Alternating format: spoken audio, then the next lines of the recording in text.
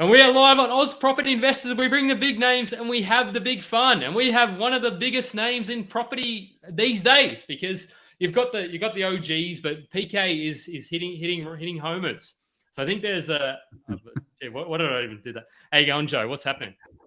Mate, I'm fantastic. I am ready for this one. This is a live session that not many people thought would happen. We've got the big man PK Gupta in the house. It's going to be an interesting one. PK loves buyers agents. We all know that. And it's going to be interesting because also we are all very pro-property. We are pro-property people. But I'm just trying to make money, Joe. What property is just a vehicle to make money? If you started selling me shells by the seashore, mate, and if it makes me $100,000, I don't. Yeah, no. Anyway, go on. Sorry, Joe. That's very true. That's very true. But today we are going to be covering off why you shouldn't be buying property at the moment, why property investing may not be the best thing for you. But how are you today, PK? Yeah, I'm doing well. I was just saying to Jeff below that I got my first ever barbecue, like a physical barbecue the other day, and we used it for the first time last night.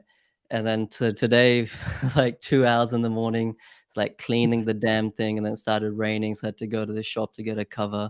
So it's like my whole day was just full of chores, to be honest, like nothing exciting. Okay, when you become a ultra successful property investor, can't you just pay somebody to do that stuff for you? Like that's my I'm already organizing these things now. Like I'm organizing the gardening, the house cleaning. Like before I know it, I'll be organizing somebody to sleep for me. I'll be able to do everything. Like people just be doing up there. But anyway, that's fantastic. I don't think my wife wouldn't have a bar of that even if it was possible. Yes. What about you, Big Jeff? How was your day, mate? Good, man. Look, you picked one of the. PK is one of the most enigmatic property characters. So you chose. So the Aussies are playing soccer tomorrow at 2 a.m. And I'm going to jump straight off this live into bed and get ready for that Aussie versus Denmark for us to get through to the round of 16. But so I'm good. But I'm also like, Joe, what do we have to organize? One of the biggest names. But no, really good. I'm pumped for this session and to hear the interesting kind of conversation. So are we live on YouTube, PK? Has it successfully? I was trying to figure that out. I have no idea. I think we just. Well, if anyone's on YouTube, say hey from YouTube, and then that'll tell us.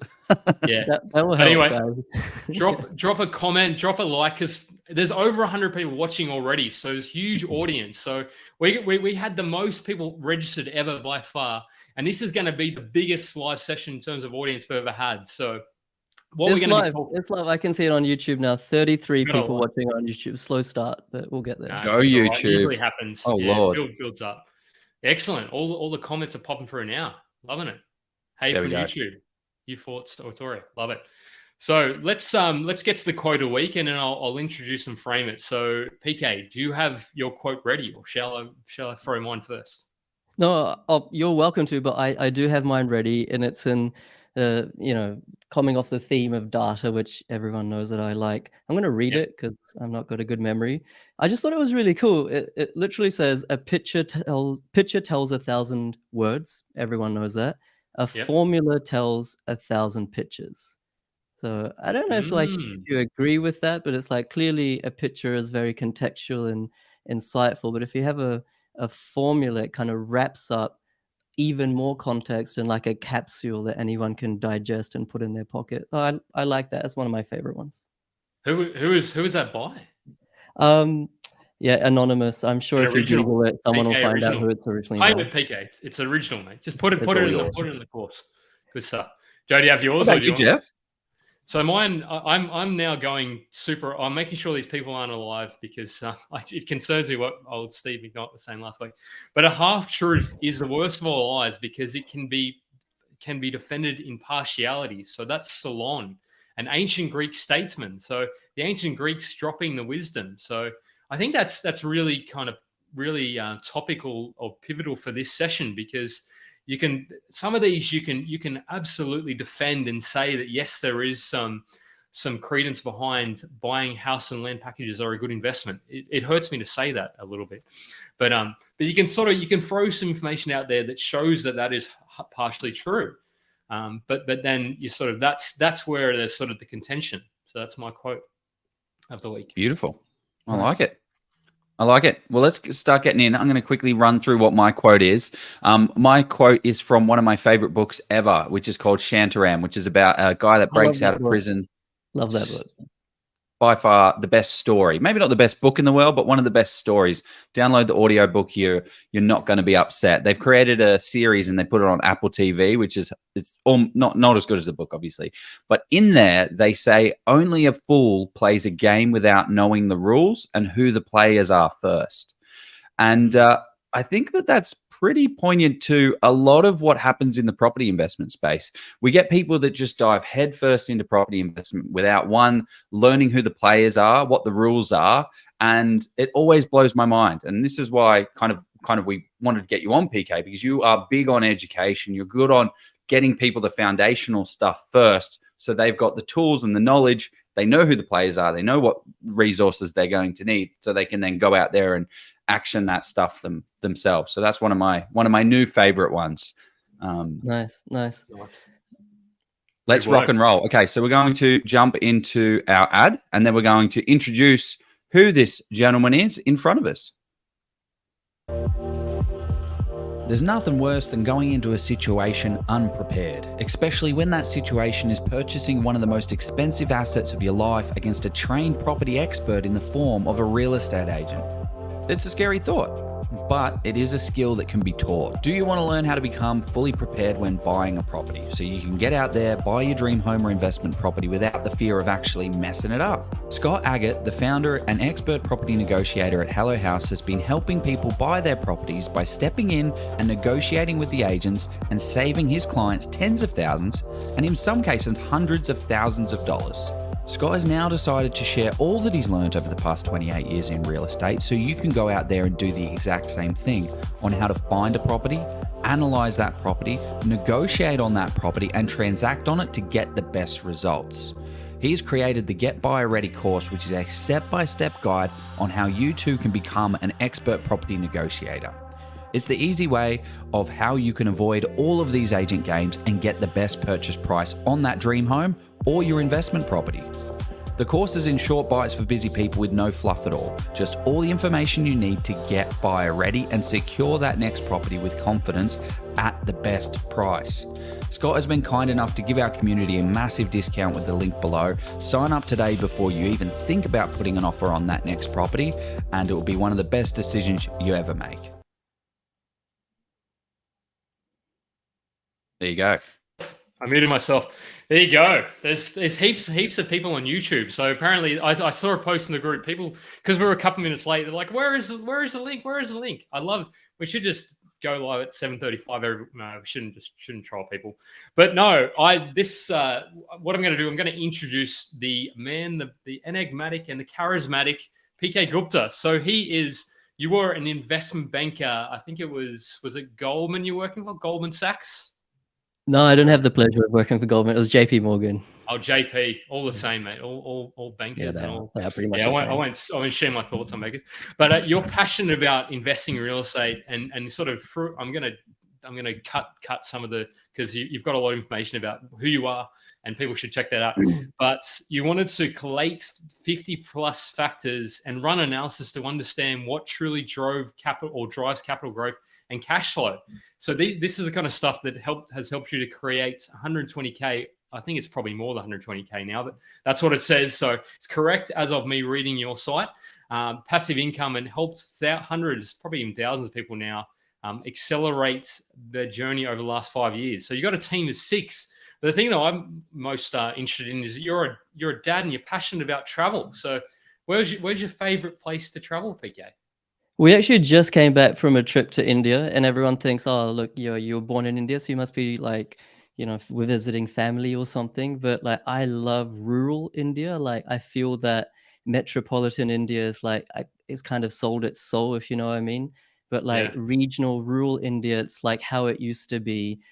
I don't know, like 300, 400 years ago. Like, we went to this village, we were hungry, so we knocked on the door, and this like beautiful lady, like wife, mother, brought us in, and they're like really poor, but she cooked this amazing meal for us that would have costed her like a week's wage.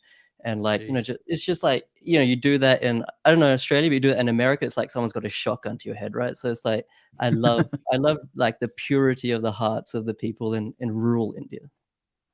Yeah, there you go. Love that. Humble kind of trip there. So that's one of my most favorite, most recent trips. So good on you. I love a bit of travel myself. We'll get out there eventually again. But tonight we're going to be talking about this. I think we've got 7 things lined up that we're going to be chatting about as to the reasons why you shouldn't buy real estate right now. So it's going to be, and the format of this. So you've spoken to over 100 or over hundreds or even thousands of people. So you do a weekly, I think at least a weekly podcast, or I think it's weekly.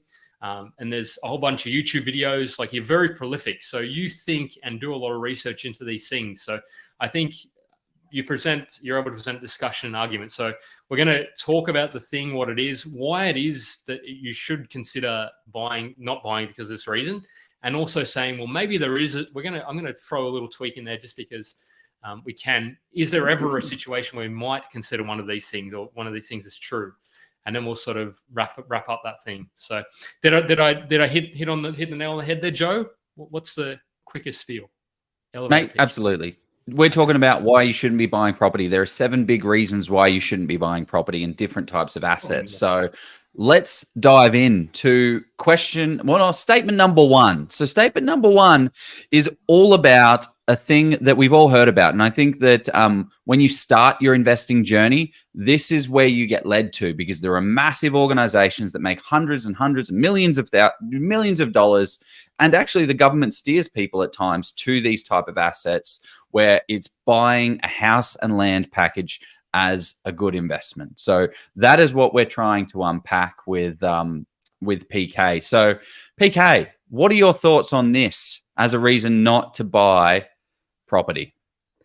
Yeah, it's a great one. And just to kind of backtrack for a second as well, like when I first was starting to look into property, like I wish there were forums like your guys, like Oz Property Investors, because you know, it's almost like you're on this side of the fence, and the other side of the fence, the grass is greener, and everyone's rich in property apparently.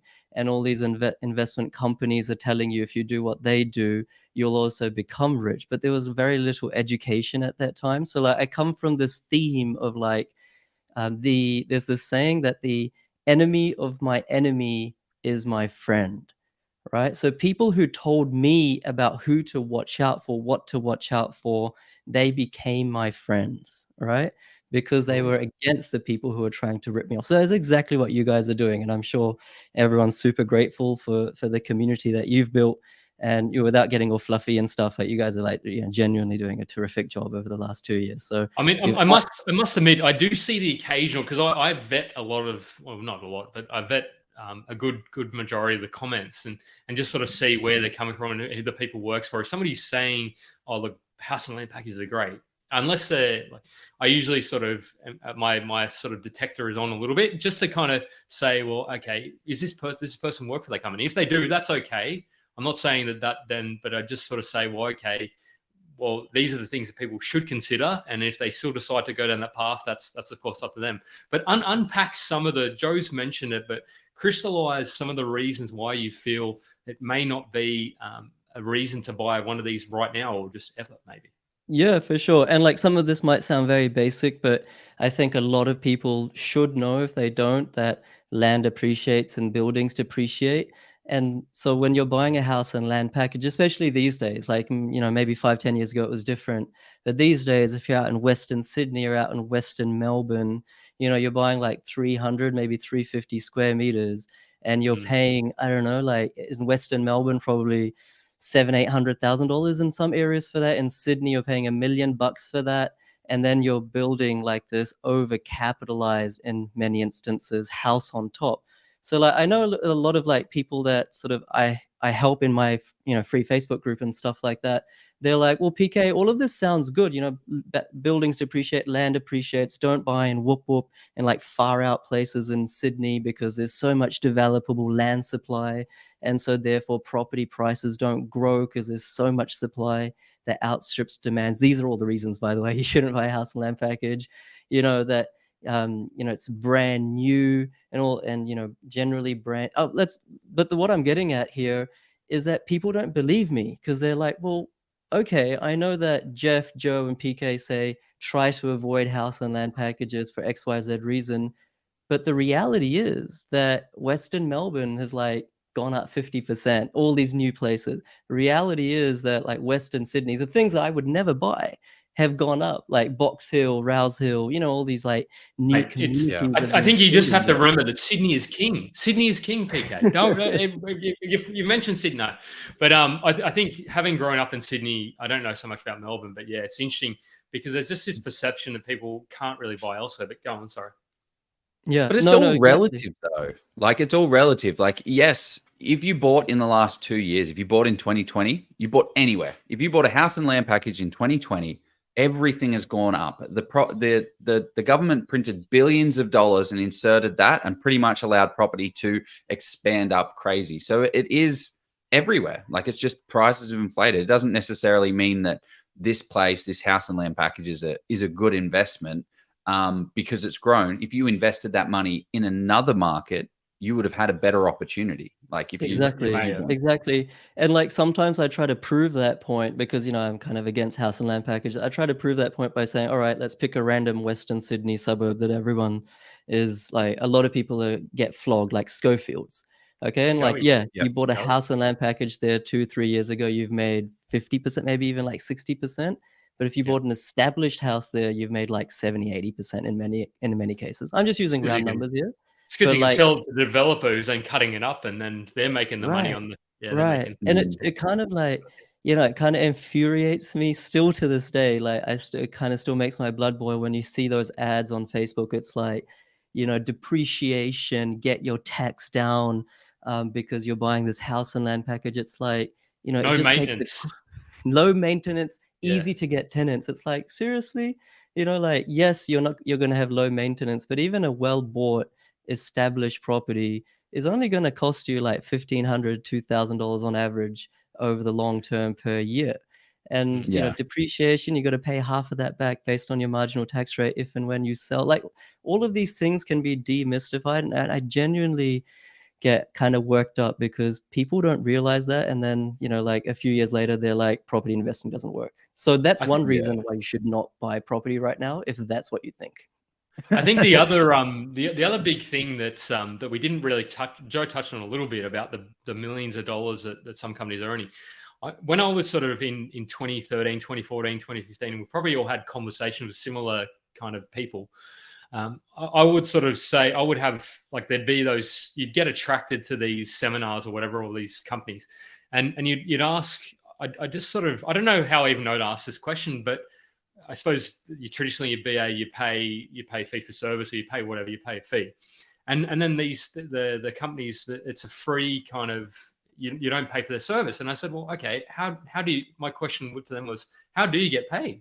And they said, oh, actually, I asked, I think it was one person, and they told me, they said, we get paid by the person who has this land. I'm like, okay, fair enough. Well, I said, well, how do I know? I kind of thought, well, how do I know that that's the best investment? Because you're basically selling me something, a product that you already have. So you don't even know so you've only got one product. If you have a hammer, then everything's a nail, I suppose, is my point. Yeah. And the biggest thing for me is I was having a conversation with my auntie a couple of years back, and I was like, oh, so what are you doing nowadays? She's like, oh, I'm a real estate agent and I sell to developers. I was like, oh, wow, that's cool. Like, how does that work?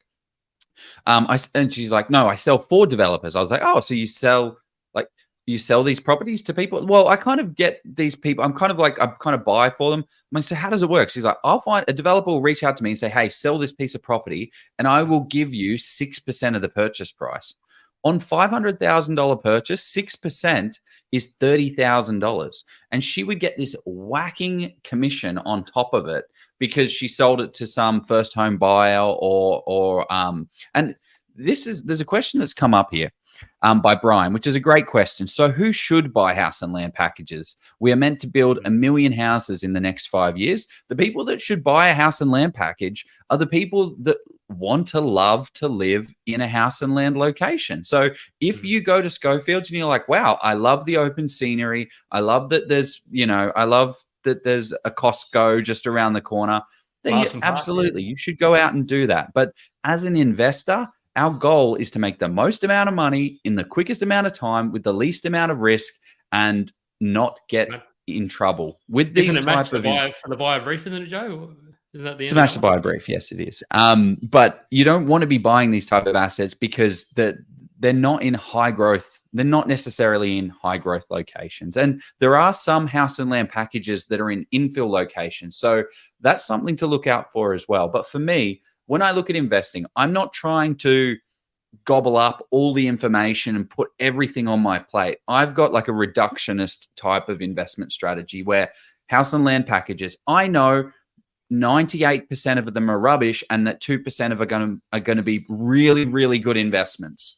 So what I'm just going to do is remove 100% of them off my plate, then remove off the plan apartments, and then remove properties that are out of my price range, then remove properties out of my yield range, then remove properties out of the states that I don't want to buy in. And all of a sudden, you've got such a narrow scope for your investment to focus on, and you can dive into those markets a little bit more to get those especially if you're returns. new, right, Joe? Like if you're new and this is your first or second property, like that is the exact right approach you should take. If you already got 10 under your belt, then maybe you can try extract value from the 2%. But like whenever you hear growth corridors, that doesn't mean that that corridor is going to grow in value. It means there's more population coming into that growth corridor.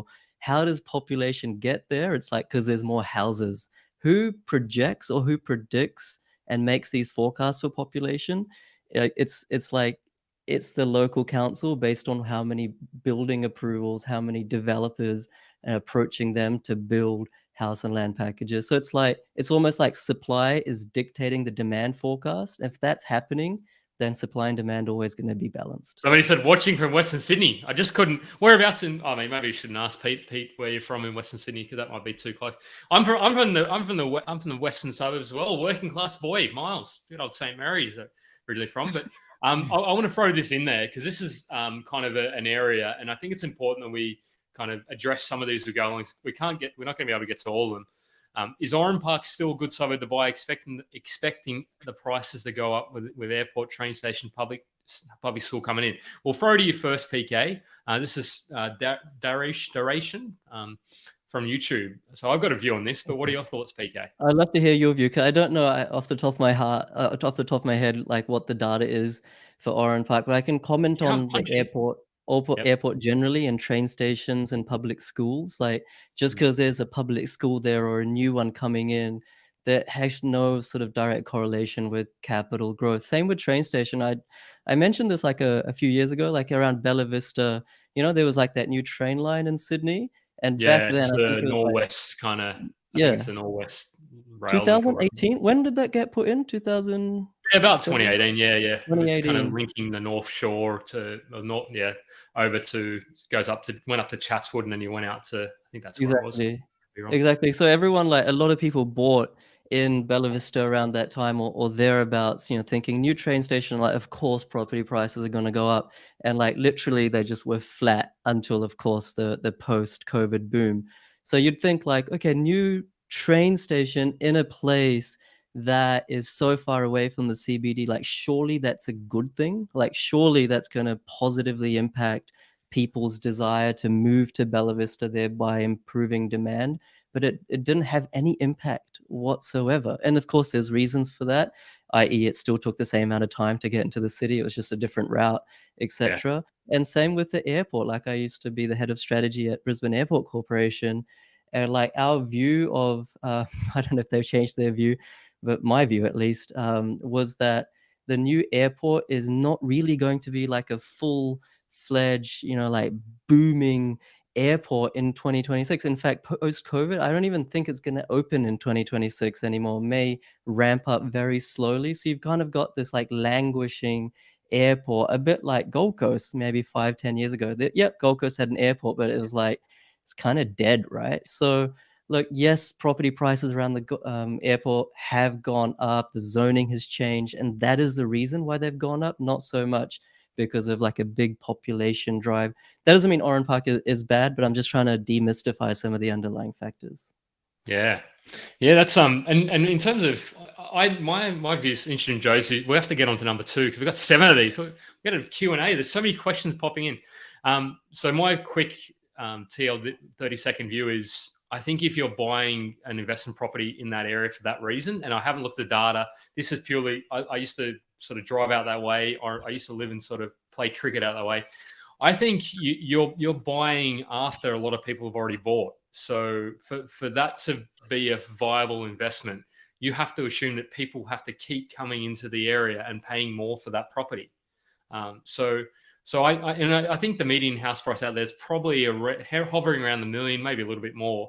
And so it's all very kind of not Legoland, but it's all the same sort of stock. So if they build 10,000 more properties in the area, and they're going to sell them for 1.2, 1.3, whatever they're selling for, why is somebody then going to pay 1.1 or 1.2 for your existing property when that's sort of 5 years old? So I think a lot of that is already priced in, and yes, you may go okay, but why? And the yield on it, what is the yield going to be? It might be like 3.5%, 4%. Someone just posted here, Oran Park yield is 2.84, so it's costing probably like 15, 20 grand. I don't know, just like what? So if you're not seeing capital growth, then what are you? So you're speculating, not speculating. Well, you are speculating somewhat that you will see capital growth. Because if you don't see that, then interest rates now at 5%. So yeah. Well, this is the interesting thing about these type of assets that are sold, these house and land packages. They're sold with negative gearing in mind. So I thought we just mentioned a couple of the buzzwords: negative gearing, right? What's the other one? Depreciation. There's a lot of depreciation. There's rental guarantees. It's those things are not necessarily a good thing. Like, do you want to lose $100 to make 30 cents back? Like lose a dollar to make 30 cents back. It doesn't really make much sense if the growth isn't going to be there on that side of the thing. Anything else we should unpack on house and land packages, you guys think? Oh, we could probably rip into it for a long time. I think we've been relatively balanced. I mean, somewhat balanced, but no, people loving this because I think it's great that we're able to talk to these things. So, shall we go on to number 2, which is number 2, retiring, being financially free in 10 years. So, the way I'm going to frame this particular one, because a lot of people sort of talk about this, is if you think that an average sort of salary just ticking along, being going to be financially free in 10 years, I think that's a wrong reason to be investing in this type of asset. I think the average sort of person do it in 10 years is probably not going to do it. It's going to be very hard for them. So what are your thoughts on that, PK? Yeah, like people, because they don't like their 9 to 5, they like they're feeling pain in their current lifestyle environment and atmosphere. They sort of look for a escape. They look for a panacea. And then when they start seeing lots of Facebook ads and like testimonials of people achieving what they want to achieve, that their confirmation bias starts kicking, and they're like, yeah, well, I didn't believe it the first Facebook ad, I didn't believe it the first YouTube ad, but now I'm like bombarded, like maybe it is possible, and this guy is saying it's possible, and this guy is on a golf course while recording the 30-second what do you call it? We've all seen that. The guy or the girl, because women play golf and they play it very well too. They also, do you know what I mean? So it's like their brain kind of tells them like yes, and then they'll have a conversation with their husband or wife or whatever, and like they get lured into this kind of dark alleyway, and then they get effectively mugged. Like that is effectively what's happening, right? They're getting mugged. Sounds horrible, PK. Like I mean, I tell you what's worse is getting mugged is only a one-time thing, and it hurts a little bit. You lose what's in your wallet. But when you get taken advantage of by these kind of spruikers that have these crazy 10-year retirement plans, you're getting mugged of your life savings. So I'd much rather be mugged in the short term and get hit like that than what actually happens when you go Just through neither, Joe. these. Neither. My option Well, there I'm is option seeing, C. I don't want either of those. Yeah. I'm even seeing posts about people that are saying retire with property in 3 years. Guys, when you buy a property, nothing changes in your life. When you buy a second property, nothing changes in your life. When you have a third, 3 years in, 5 years in, nothing changes. It pretty much stays the same, except you've got a little bit of admin on the back end that you have to work with. But it takes a long time to build up substantial wealth within property. There's no quick win and easy fixes. And anyone that says you can retire in 10 years, it really depends. You can retire if you have $2 million and you leverage up to 80%, you can probably retire in 10 years. I think you could do some smart decisions, get involved with some developments, get into some joint ventures, and you could build up that wealth base to then capitalize and then get out in 10 years. So basically what Joe's saying is you have to, if you want to get financially free in 10 years of property, you have to work. You can't just buy property and expect to be financially free in 10 years. Because retirement means cash flow, right? It doesn't mean like 5 million in the bank. It means cash flow, yearly 100K or 150K. And I don't think what people realize, obviously you guys know, right, that property is a pretty terrible yielding asset. Like it yields pretty terrible. As a net, yeah. 6% gross yield is considered to be good. Net, that's like not much at all, especially with current interest rates. And so what's the only attractive thing about property?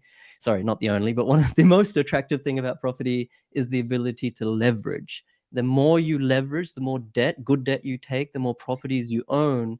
In 20 years, 15 years, whatever, you can sell some and be debt free. Then that's when the cash flow boost. It's like a hockey stick because there's no debt on it. But to be able to get that many properties, you need income, right? You need to be able to service the borrowing capacity.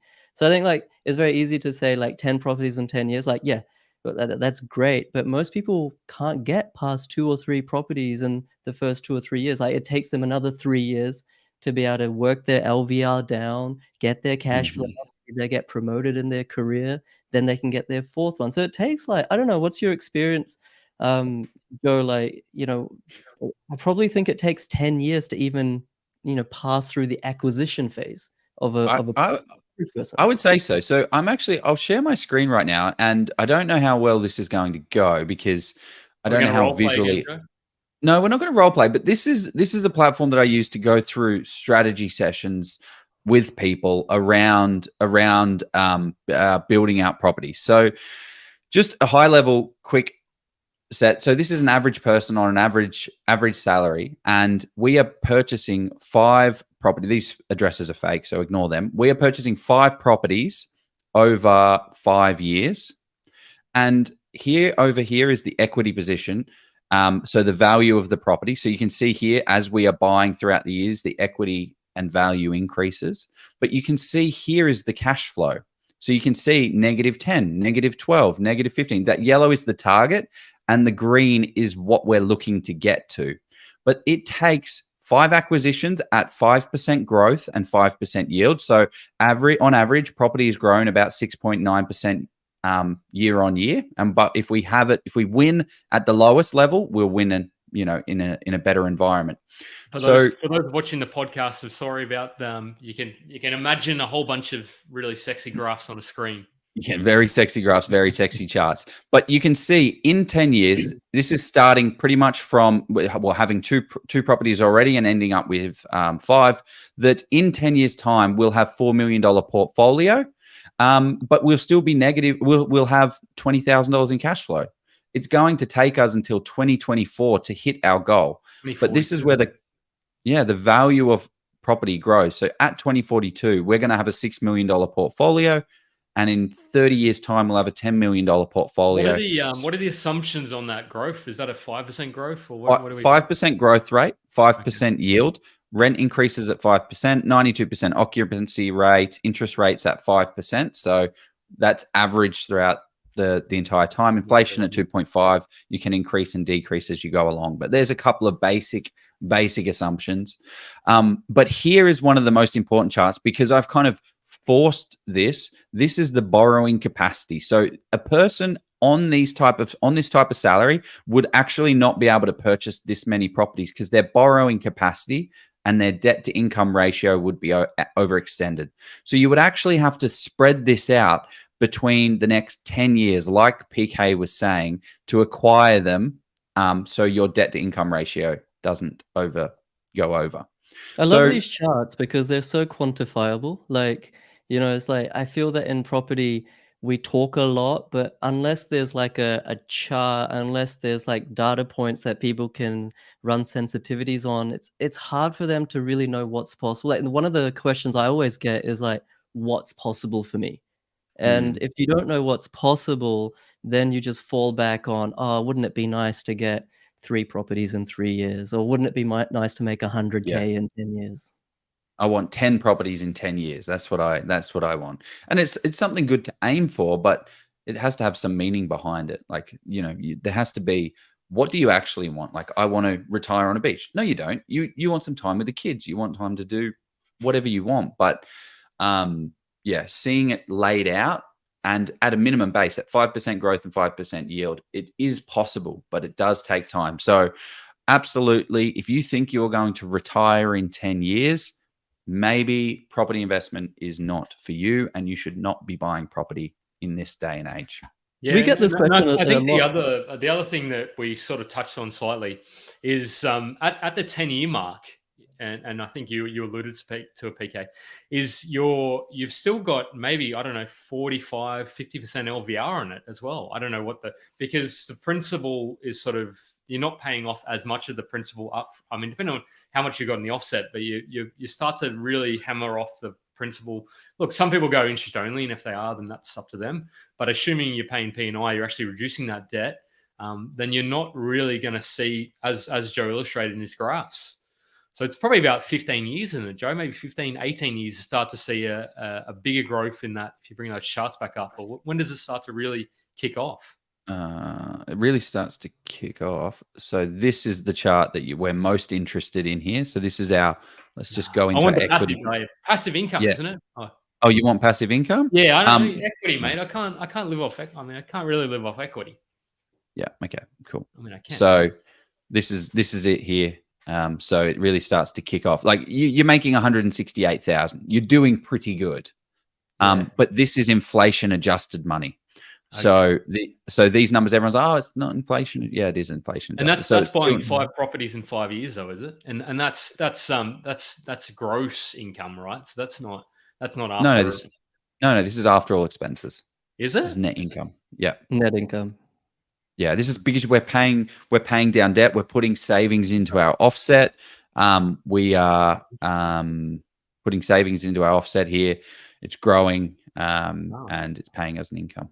It's very similar to my math. Like, those of you who are my clients and are watching, you'll know that, it takes at least 13 years, right, to get a 6-figure passive income for the average person. So it's kind of it kind of corroborates with what you're saying. So, unfortunately, we're crushing some great dreams here, but and I think the people who so don't invest, right? Like if you want to don't invest to answer the question, because everyone's like, oh, what's the topic of the live stream? Well, that's the answer. Don't invest if you want that outcome in like 5 years or 2 years or 8 years. It's going to take time. Yeah, and unless you can go all Charlie Vaylor and smash out the income sort of side of things, and which is kind of it's not cheating, but yeah, it's sort of. But it's not because if you're already 10 years invested in property, absolutely you can retire in 10 years. It's what is that equity that you're starting with? What is that capital that you're starting with? Because if you do have $1 million, you're going to do far better capital, like compounding year on year. So if you are 45 years old, you've been working in a corporate job, you've got $180,000, you own your own home, you've paid that sucker off, and you're like, how am I actually going to retire? Because I've got this massive property here, but it's not. Maybe you can leverage into property and go into it, but that's not financial advice. Can I also say something a bit controversial? You brought up the Charlie example. Like if you're starting with 2 mil in the bank or 3 mil in the bank, I would argue, and you're looking to retire, like you're looking to transform that capital into cash flow, I would argue don't put it in property. You can put it in. None of this is financial advice, right? You can get much higher yielding safe asset classes to put that in.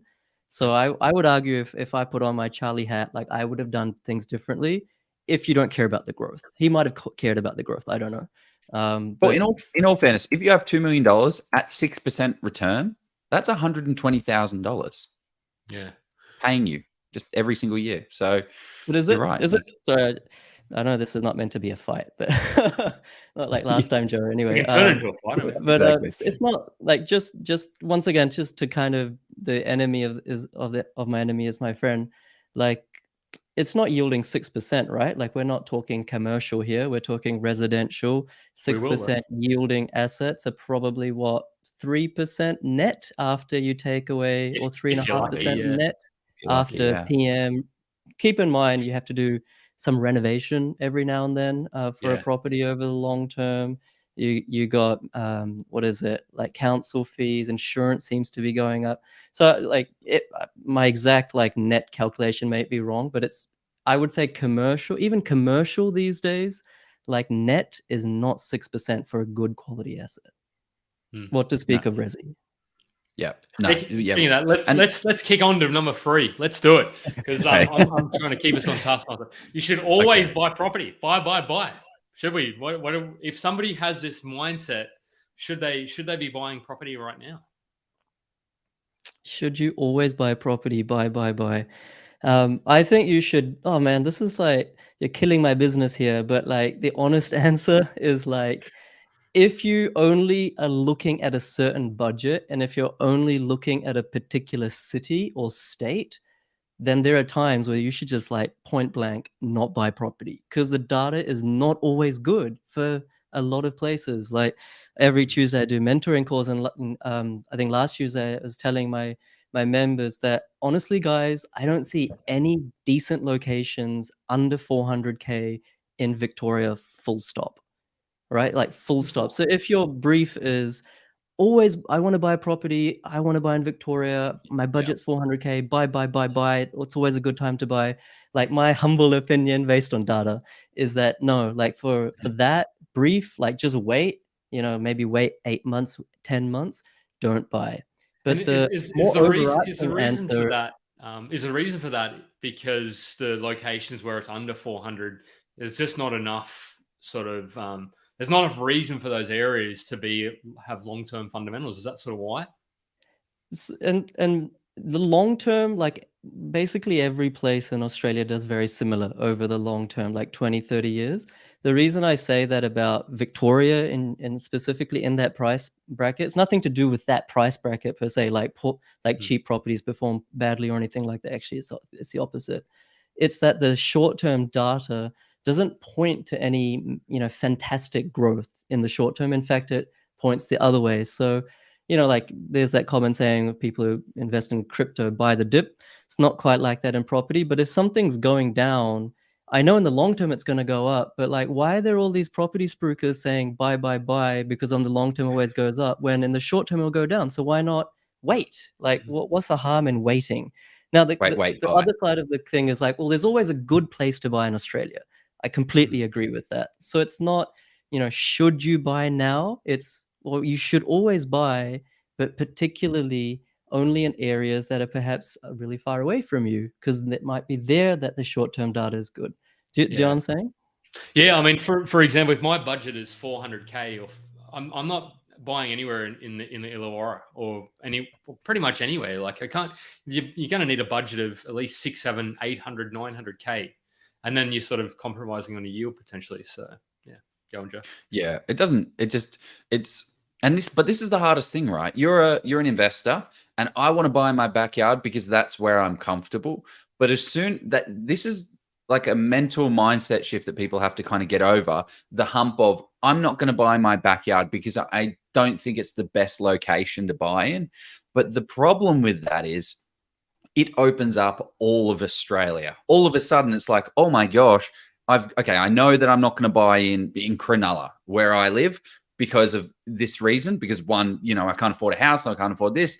Okay, great. So what am I going to do? I'm going to buy interstate, but it's very challenging because, like, how do you even get started into that? How do you even go to buy? Yeah, exactly. It's like the people who, and you can't fault them, because I was the same, right? Like, is it a good time to invest in the stock market? Well, the ASX 300 has 300 stocks. There's always ones that are going to go up. In COVID, there was ones that got trashed and ones that you would have become a millionaire on. So property is the same, right? There's each suburb is a stock, and like you said, Joe, it's like, oh man, I'm living in Sydney and Melbourne. Like PK is saying, or Joe's saying, or this person's saying that Perth is the best, place to buy right now. Like, I just can't stomach buying I half. was, I was, I was listening to Tim Lawless the other day, and he was talking about like the middle decade of the last 30 years in Perth absolutely skyrocketed. So, and then just absolutely did nothing and went backwards in some parts.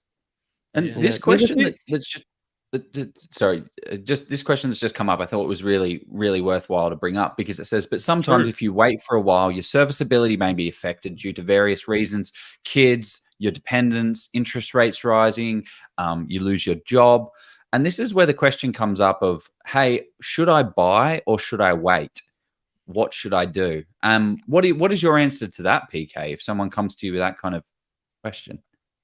Well, I think you should, like we said before, it's always a good time to buy. Like I'm buying right now myself, as long as you know where and how, like to the point of, interstate and everything No like boots that. on the ground, eh? Let's not get into boots on the ground, but like if your wife is gonna go on maternity leave, and you're or your like, husband, because or your sometimes these days we're non-binary here, like anyone, right? the female can be the main breadwinner as well. I'm Everyone okay with goes that. on leave. Just make sure you're buying something with high cash flow, and make sure that if you're going interest only, your interest only period is not coming up for expiry in that time when your serviceability is shot, right? So like I get that question, absolutely, but there's ways to mitigate it as well. Yeah. Yeah. It's interesting because you go, Joe. Sorry. Yeah, well, I was having a conversation with somebody yesterday about this, and I sort of said, we were talking about a particular purchase that a person had made, and we sort of said, yes, whilst we may not have bought in that particular location, it was sort of North Queensland somewhere. However, if this person isn't necessarily going to increase their income, then maybe at the time, if they're not expecting to double their income, then how are they, like, if they wait for 3 years or whatever it is to buy in blue chip or an area where it's sort of considered more desirable, then by that stage, that property in that area, we may have already seen interest rates sort of level off and dip a little bit. And so people may have already started to buy in the area that is more desirable, and then they're missing out because they haven't. So yeah, it's interesting. Yeah. At the end of the day, it's if you're ready to buy now, I would say, and you've got the money, you've got the finance, you're ready to go, I would say just go ahead and pull the trigger on a good location. Do the research, get educated first, and then go out there and make it happen. Because if people are trying to time the market and wait, the market's it's not just an up and down thing. It is an up and down thing for 15,000 suburbs, where some are going up and some are going down, and you need to choose the locations that are going up. But your situation can change at whatever time. You can get fired, you can lose your job, you accidentally. I had a friend, he said, guess what, we're pregnant. And I was like, wow, that's a surprise. He's like, yeah, it's terrible. Like, this is the worst. It's ruined a lot of things for us. I was like, oh, okay, sorry, not congratulations. What do I say in that situation? But you never know what comes up. And he's like, I need to buy property now because I only have a 9-month window before I have another dependent and I'm unable to buy property again. So anytime, just jump in, but make sure, you cross the T's. And what else are you going to do with the money anyway, right? Like, you're going to put it in a term deposit, or you're going to put it in the stock market or crypto, or leave it in the bank. Like, you're not going to get well off by not investing. Well, yeah, inflation's at 6.9%, dropped from 7 point, what was it, 7 point whatever. So that's good. Inflation is going down. 7.3, it's got down. But if you put 3% in the bank, you get 3% from the bank. Inflation is running at 7%. You're still losing money. So if you have $100,000 in the bank, in a year's time, it's going to be worth $700 left? It's not. Joe shouldn't do. Anyway. Yeah, it's worrisome. Don't do public math. We don't do public math here, by the way. And go and speak to your financial advisor and all that sort of stuff. Not that people with licenses and stuff. Let's do it. Number 4. I'm gonna hurry us up a little bit here. Buying commercial will mean you rake in the cash. I was thinking on the fly here with that term. But what are your thoughts on that, PK? Yeah, like this is a good one. It's sort of close to my heart because I'm actually in the market for one right now. But I did a video on it as well. like these days, I think because there's more education and content on commercial, everyone sort of thinks commercial is better than resi, better cash flow, you get the capital growth, etc., etc. Like the reality is that commercial property markets are, in terms of growth, are basically dictated by the spread between the official cash rate and the cap rate, right? So the cap rate is like the yield on the commercial asset, like like just like residential yield. So like let's say interest rates go up by 2%, which they have, right? They're going to or in the past, then commercial property must come down. Like I don't care if it's like in this prime spot. I don't care if it's in medical. I don't care if a dentist has just put $1 million fit out in it. Commercial property must come down. Like, because that is the way that it is valued. Doesn't care. I don't care like if I don't value it that way or a buyer's agent doesn't value it that way or someone else. That's how it's valued. Right. So right now, to the point of should we buy property right now or not, I don't think for most, I'll go as far as to say most price ranges and most types of commercial assets, this is not the right time to buy. Okay, let me kind of qualify that as well. Is Can we? because I got a question here. What value commercial are we talking about? Because that's an interesting one, isn't it? What do we? Yeah, I think that's kind of what you're going to differentiate on now, PK. Sorry, So go where on. you going? Yeah, no, I'll try to get to that. Good question as well. So like there's this kind of theory that rents are rising, massively low vacancy rates, especially in industrial, like let's say in Brisbane or Perth and this and that. And so therefore rents are rising, therefore commercial property prices will hold up. Cap rates or yields will, have a floor under them. That's not how it works, because like rents are like a minuscule portion compared to the interest repayments on the debt. The debt, let's say $1 million, or let's say $2 million or $3 million. The debt is huge, like let's say 65%, right? Normal LVR for commercial. The rent going up, I guess 5, 6, 7% rent rise, even though in percentage terms it seems really higher than the interest rate rises, in absolute terms it's very small. So the erosion of value in the commercial property is huge because interest rates are killing it compared to how much rents are rising. Just mathematically, like, I won't do YouTube math or live math, Facebook math, but like this is just a reality. And in terms of like which price ranges, I honestly think that under $1 million, under $1.5 million is there's always markets and markets, always exceptions, right? 2%.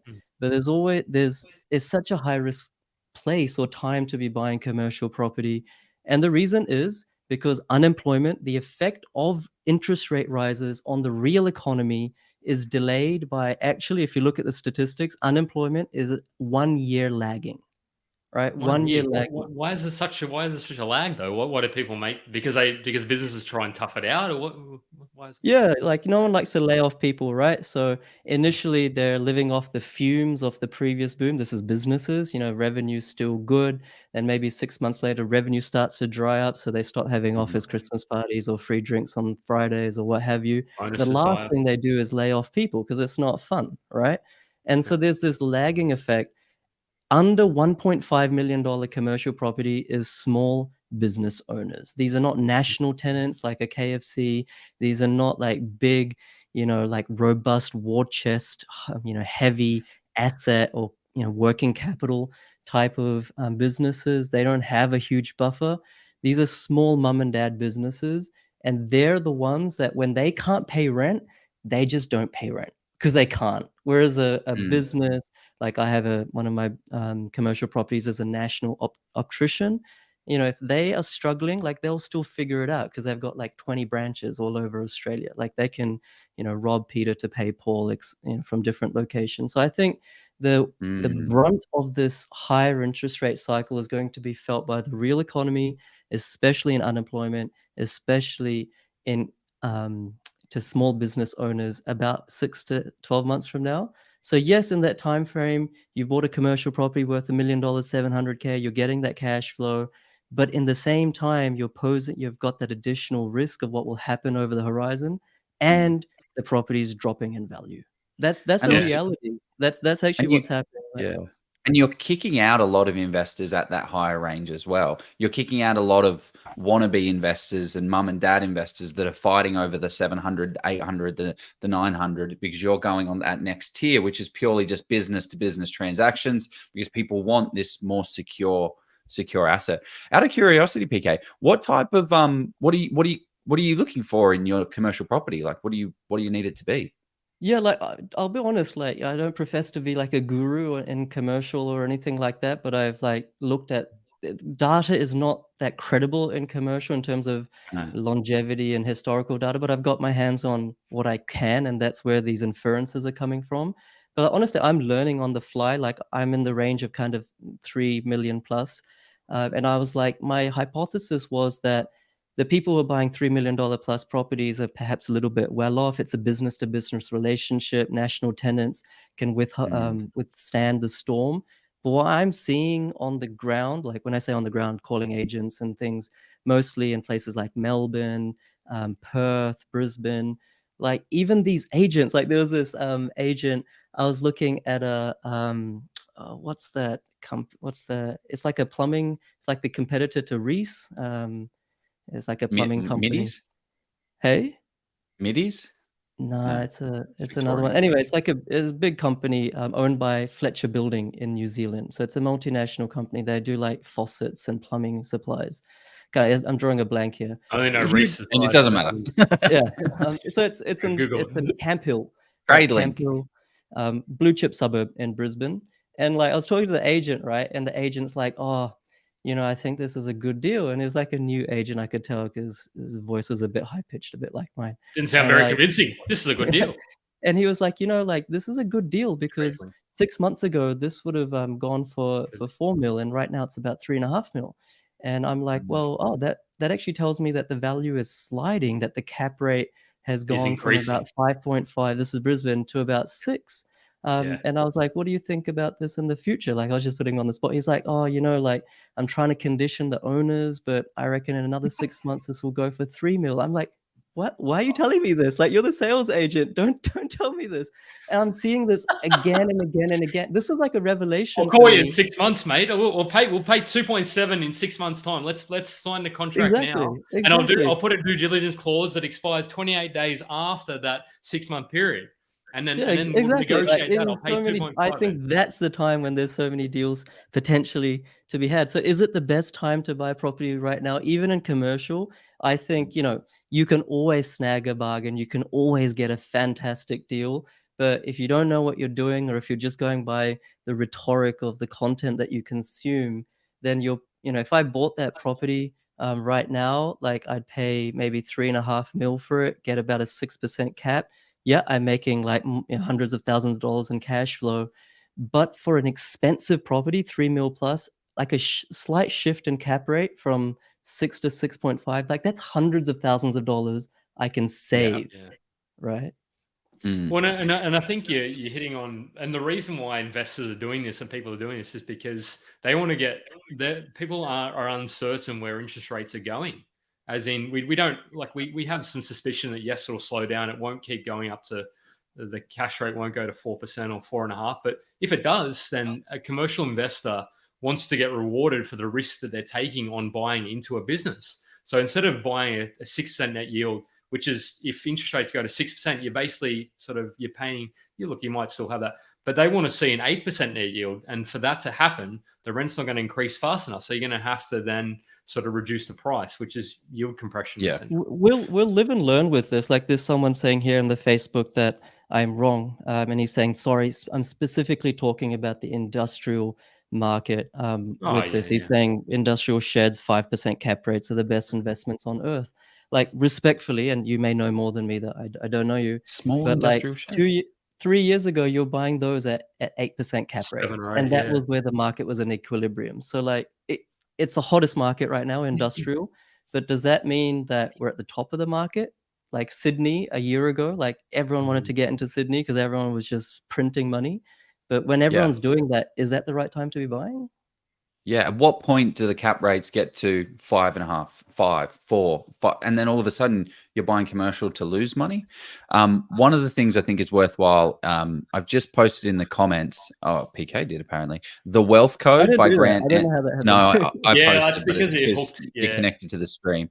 But I've just posted this. If you Google this and write free PDF, it's a fantastic book that goes Is it through Grant Antone or is it Grant Grant Cardone? and no, Grant Antone, and he talks all about he talks all about leverage and the difference between the spread on commercial properties and how that stuff works. Because I think we went really deep into the commercial property world, and I think it's very important that if you are thinking about commercial, get educated and get on top of that. And that's a fantastic book to Speaking of start, education, which leads straight into. The amazing thing with commercial property investing is that in most cases it's cash flow positive from day one, which means that you can drive those profits towards paying down the debt. There are instances with commercial property investing where you can actually have the property pay itself off over 10 years, which is absolutely crazy. With commercial property, you get massive net yield, so you can expect anywhere between 6 to 10%. And as we've seen in the current boom, these properties not only provide large cash flow, they do certainly grow wildly in value too. Now, with big rewards comes some risk, and this is why you should de-risk your investment as much as possible. And the way you do that is with expert due diligence. And this is why we highly recommend people hire professionals to help you along in your investing journey. Steve Polisi of Polisi Property is one such expert. Being a chartered mechanical and structural engineer in a past life, Steve draws on his analytical and mathematical skills to do that expert due diligence for you. With 6 years experience in the space, Steve has over 1,200 property transactions under his belt. He's the guy you want in your corner, crunching the numbers and finding the best properties in the best locations, along with ensuring that you avoid the mistakes. Steve has actually even written the book on commercial property investing in Australia, and not only is it a bestseller, I believe it to be the most comprehensive in commercial property investing on the market today. He's been generous enough to give us a massive discount for our audience of 50%. So use the code OZPROP, click the link below, get a copy today, and start learning and getting on your commercial property investing journey. Here we go. That was good. Yeah, that goes to my point right at the beginning, right? Like my quote: "Only a fool plays a game without knowing the rules and who the players are first." So get educated is Does it feel a little always. Yeah. Oh, I wanted Feel a bit to uncomfortable? for PK with buyers agents and that. What's that PK?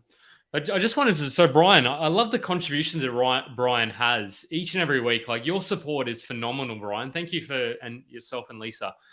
He says, does it really matter if the value goes down if you are getting the income hold long term or HODL, depending on which persuasion investment you want to look at? HODL. Yeah, if you know, you know. Does it matter? Does it? Yeah, I think it does, Brian. But I can see your point. I can elaborate. But what do you think, PK? No, it's a good point, right? And like, maybe if you don't really care about being like laser precise with your investments, then it doesn't really matter. Like, of course, notwithstanding what I said about small business owners gonna maybe struggle in the next year or so. But yeah, like the reason it would matter is if you can get the same asset, just like I was talking about, I could probably get that same 3.5 million asset for 3 million in 6 months' time. And so the cash flow is the same. It's just the yield will be higher. So it's like I've just effectively made myself 2 years of rental income because it was giving around 250K a year. You've also reduced how much deposit you're not going to reduce the deposit you need by that much, but well, I mean, at a point like this, his question does ring true. Like we had Steve McKnight on last night, and anyone last week, and whoever doesn't know Steve McKnight, multimillionaire, great, does property, bought 260 properties. He owns commercial property that's spitting off $500,000 cash flow, free cash flow every single year, but he owns them 100% debt free. So at this point, he doesn't care what the value of the property is because he just cares about what rent flow. He probably doesn't like it going down though, but I'm sure he doesn't like it going down. Well, it's the same rent. If he's getting the same rent, it doesn't really. Yeah. Well, the other thing is we'll get on to the next thing. I'll finish off on this. It only matters really, Brian, if you're I don't know, everybody, if you're a forced seller, because imagine if you lose your job, you don't have that buffer in place, and then yeah, sure, you're getting income, but if you can't then continue, if goes to custard, as Stephen and I said, then you're a forced seller in that market. Then let's just say you've leveraged up a little. If you get to 80%, like it's probably not as much risk in commercial, but let's just say worst case scenario, really like the values, you can't sell it for what you need to. And you just like, what happens then? Do you then sort of, do you sort of have to try and hold it out somehow? Like, I don't know. That's the kind of, I mean, so it's worst case, it's apocalyptic. So probably not a major scenario, but yeah, just something to consider. Rent investing helps you create financial freedom. I'm interested in your thoughts on this one, because how doesn't it not, PK? Like, if you think that, why shouldn't you be buying property? Well, before we go on to that, PK, can you explain what rent vesting is? Oh, yeah, Just give a high level overview for people that don't know what rent vesting is, and that'd be great. Yeah, I'll try my best. So I think rent vesting is, I did it myself. So it's like when you rent for a period of time, simultaneously using your savings to buy investment properties. So you could have like 2, 3, 4, 5, 6 investment properties whilst at the same time renting. So it's like, why would you do that? Why wouldn't you just buy your own home if you've got all that cash, right? The whole theory behind rent vesting is that in that way, you only have good debt. You only have deductible debt. And deductible debt is generally better for your borrowing capacity than bad debt. In other words, non-deductible debt. Your borrowing capacity is stretched by having investment properties as opposed to your PPOR. So that's kind of the theory behind it. And a lot of people who, like let's say in Sydney or Melbourne, and they're like, I want to buy something for 1.5 million, and right now I don't have as much as that to be able to get it. Instead, I'm going to put my funds to use. I'm going to use my money, put it to work, and that way in the future I can get a passive income and a PPR that I want to live in. That's what rent investing is. And just to tack on to the end of that, it's you live in the lifestyle location that you want to live in by renting there, because you can't afford to buy there. So I live in Cronulla. If I want to live in a house in Cronulla, I need $3 million. So I'm going to instead invest in properties around Australia to build up a portfolio that I can then, like I see this all the time. We've got investors that don't care about investing. They just want to buy a house in Sydney. So they have to go out there. They say, I realize with a salary of 100 grand, my wife with 80, if we continue down this trajectory and prices keep going up, we're not going to be able to afford. So we have to build a portfolio. Then I want to sell that portfolio down to be able to afford a house in Sydney. But essentially you rent in a lifestyle location that you'd love to live in, and that allows you to invest the capital that you have in a market that may be growing. Because what are the chances that the best location to be buying in is the one that you're sitting in? Probably pretty low. So that sounds positive though. Like I thought we're looking at why we shouldn't be buying. Yeah, it was hard to argue against it, because like the house that I'm sitting in right now. Did I mess that up? Should that have been the other way? Rent vesting at its best is when you live at home. It's the best version of rent vesting. Absolutely. Sorry, go on, PK. No, I was just saying that I think rent vesting is becoming more difficult. Let me know what you guys think as well, because I don't have like concrete data to prove this, but rent vesting is becoming more difficult going forward as opposed to the last 5 or 10 years. And I think one reason is that in the last 5 or 10 years, rents, have you seen that stat where it said like rents have risen by like maybe even 20 to 30% in the last 10 years? Yeah. Whereas like in the last year and probably for the next 1 or 2 years, they're going to rise by, I don't know, like 30, 40%. Yeah. So rent vesting works, but if that lifestyle location that you want to live in, Bondi or Manly or whatever it is, like your rent is going that much higher, then there comes a point where it's actually cheaper to buy than to rent, in which case rent vesting, like the math, and everyone should actually do the math, it doesn't add up anymore. There's a threshold, if rents are X, rent vesting works for the next 5 years, 10 years. If rents are X plus Y, like the arithmetic just doesn't add up anymore. And I think we're getting to that, not in every location and every situation, but in some instances. So I see what you're saying there, PK, because you've gone. What you're saying is because rent has become that much more expensive, therefore you're not. So you're essentially you're not creating spare capacity for you to invest, and therefore so you're not really doing any of either. Rents have risen 60% in the last in Hobart in the last 5 years. This is a good one. Sorry, I clicked that for you guys, but it's like if you were rent investing in Hobart and you're like, oh, I can't buy in Hobart 3 or 4 or 5 years ago, and you started buying in other places, yeah, you'd be kicking yourself. Like you would have rather just bought your PPOR in Hobart 5 years ago, right? Yeah, Hobart's a bit interesting one though. It's might be a little, it might be tough to rent Hobart now. But yeah, so I see what you're saying, and obviously in the more expensive, like the $1 million properties, $1 million suburbs plus, your rent is probably going to be still a lot cheaper in the Cronulla, in Joe's example, or even some sort of but you can't afford to. Like you can't afford to buy in Cronulla, so you haven't got a choice. You have to go further afield. You have to go out into Western Sydney. This is what people did as well, and I think it actually owns true to what people used to do. People used to go and live in Sydney with their parents, and they'd have this amazing home, but to afford, they'd go and get their white picket fence property, and they would have to go out really far west. But it disconnected the family because they're so far out west. They're like, actually, I really want to be close to mum and dad, but I've got this massive house and this massive mortgage. So like there are definitely downs. Like one of the things is first home buyers grant. So I think it's worthwhile mentioning, if you are a first home buyer, if you are an investor and so I did this, I invested in my first property as an investment property. I gave up any future opportunity to be able to use a first home buyer's grant.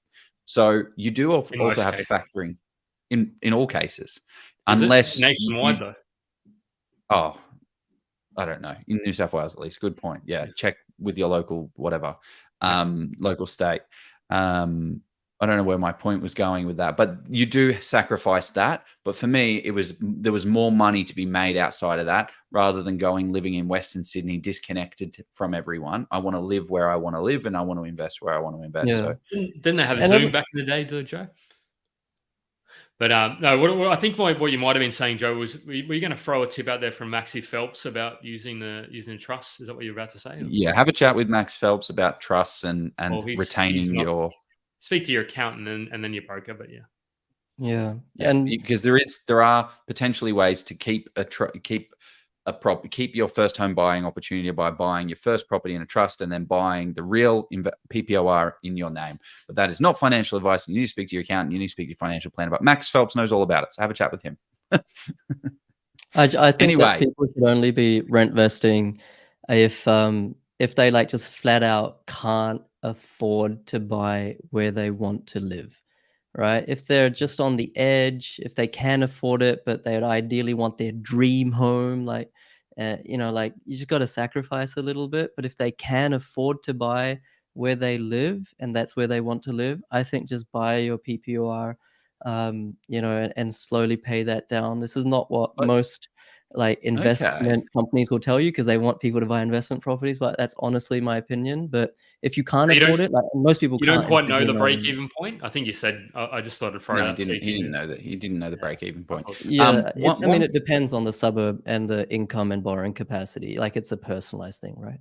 Now, this is a question for you, Jeff. If I have a $500,000 PPOR or I have a $5,000 investment property, which is going to hamper my borrowing capacity more?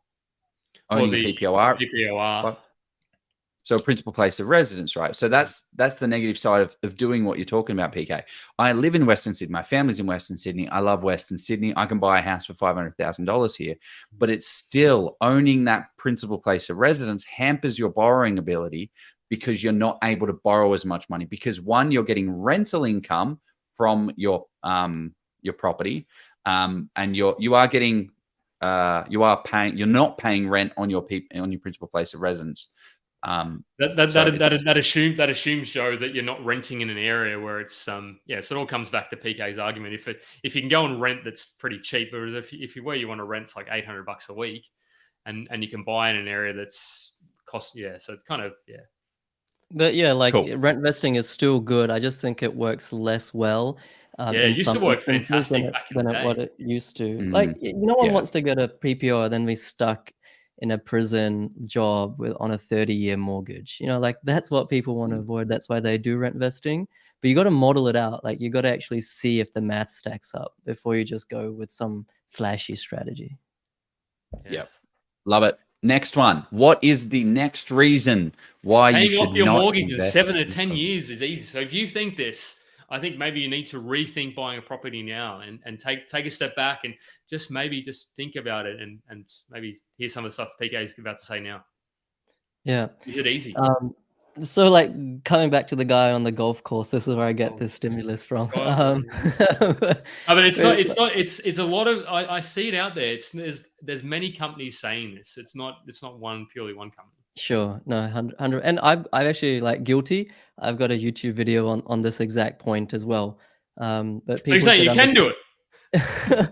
Well, I was teaching how to do it if it's Okay. possible in your situation. But Okay. the point is that let's work through the mechanics. So to pay off your mortgage in 7 to 10 years. So let's say you've got a mortgage, you've got that's $500,000 of debt.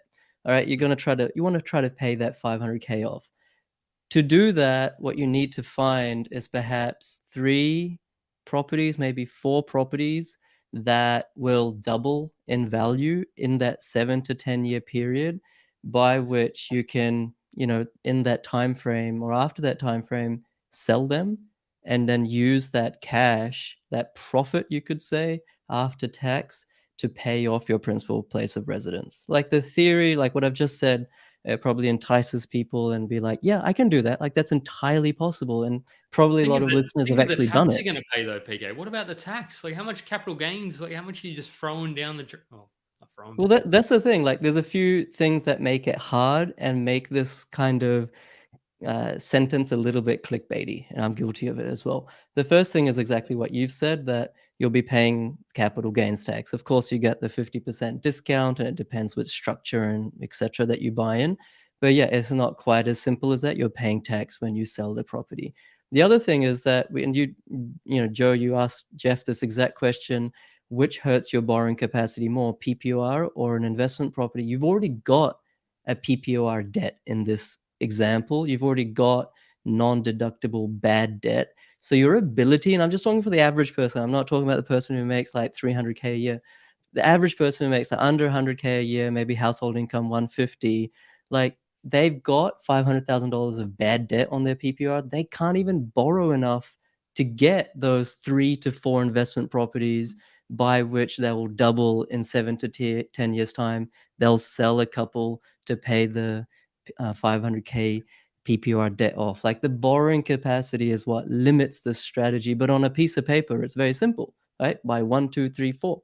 So that's one thing. That's the second thing. The third thing that makes this a little bit of a spooky statement is that the ability to create a deposit to actually buy 4 investment properties or 3 investment properties to be able to execute that 10-year strategy, like that's a struggle. Interest rates are rising. I honestly don't think interest rates will rise much more than what they have at the moment, maybe 1 or 2 more rate rises, but notwithstanding that, they're higher than what they were before.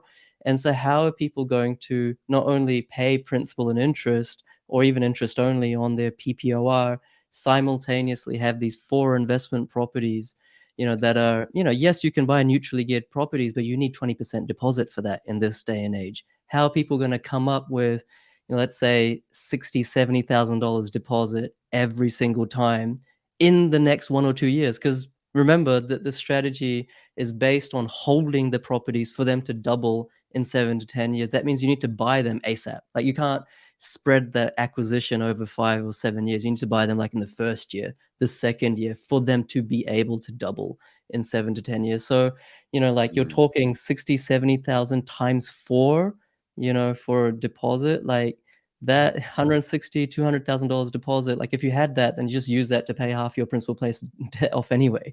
Right. So like, do you know what I'm saying? Like 1, 2, 3, those 3 like really make it difficult in this. I'm not saying it's impossible, and individual circumstances will allow it, I just think it's not something that people should say, I saw an ad, I saw someone do it 2 years ago, therefore I'm putting all my eggs in this strategy.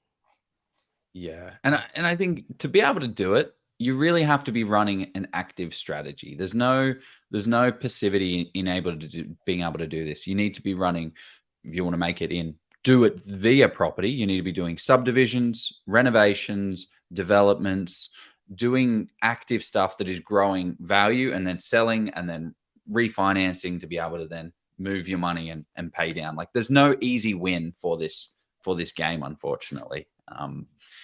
We're sounding pretty negative on property this session. It sounds like we don't want people to buy.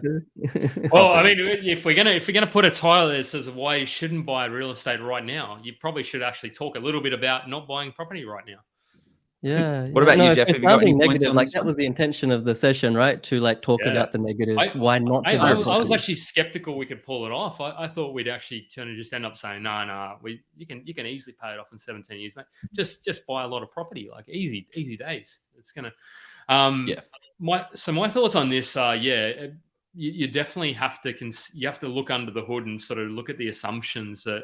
And I love that people are having conversations and discussing it in the comments. Like hopefully people are learning, and looks like it's all pretty much mostly respectful. So I love that.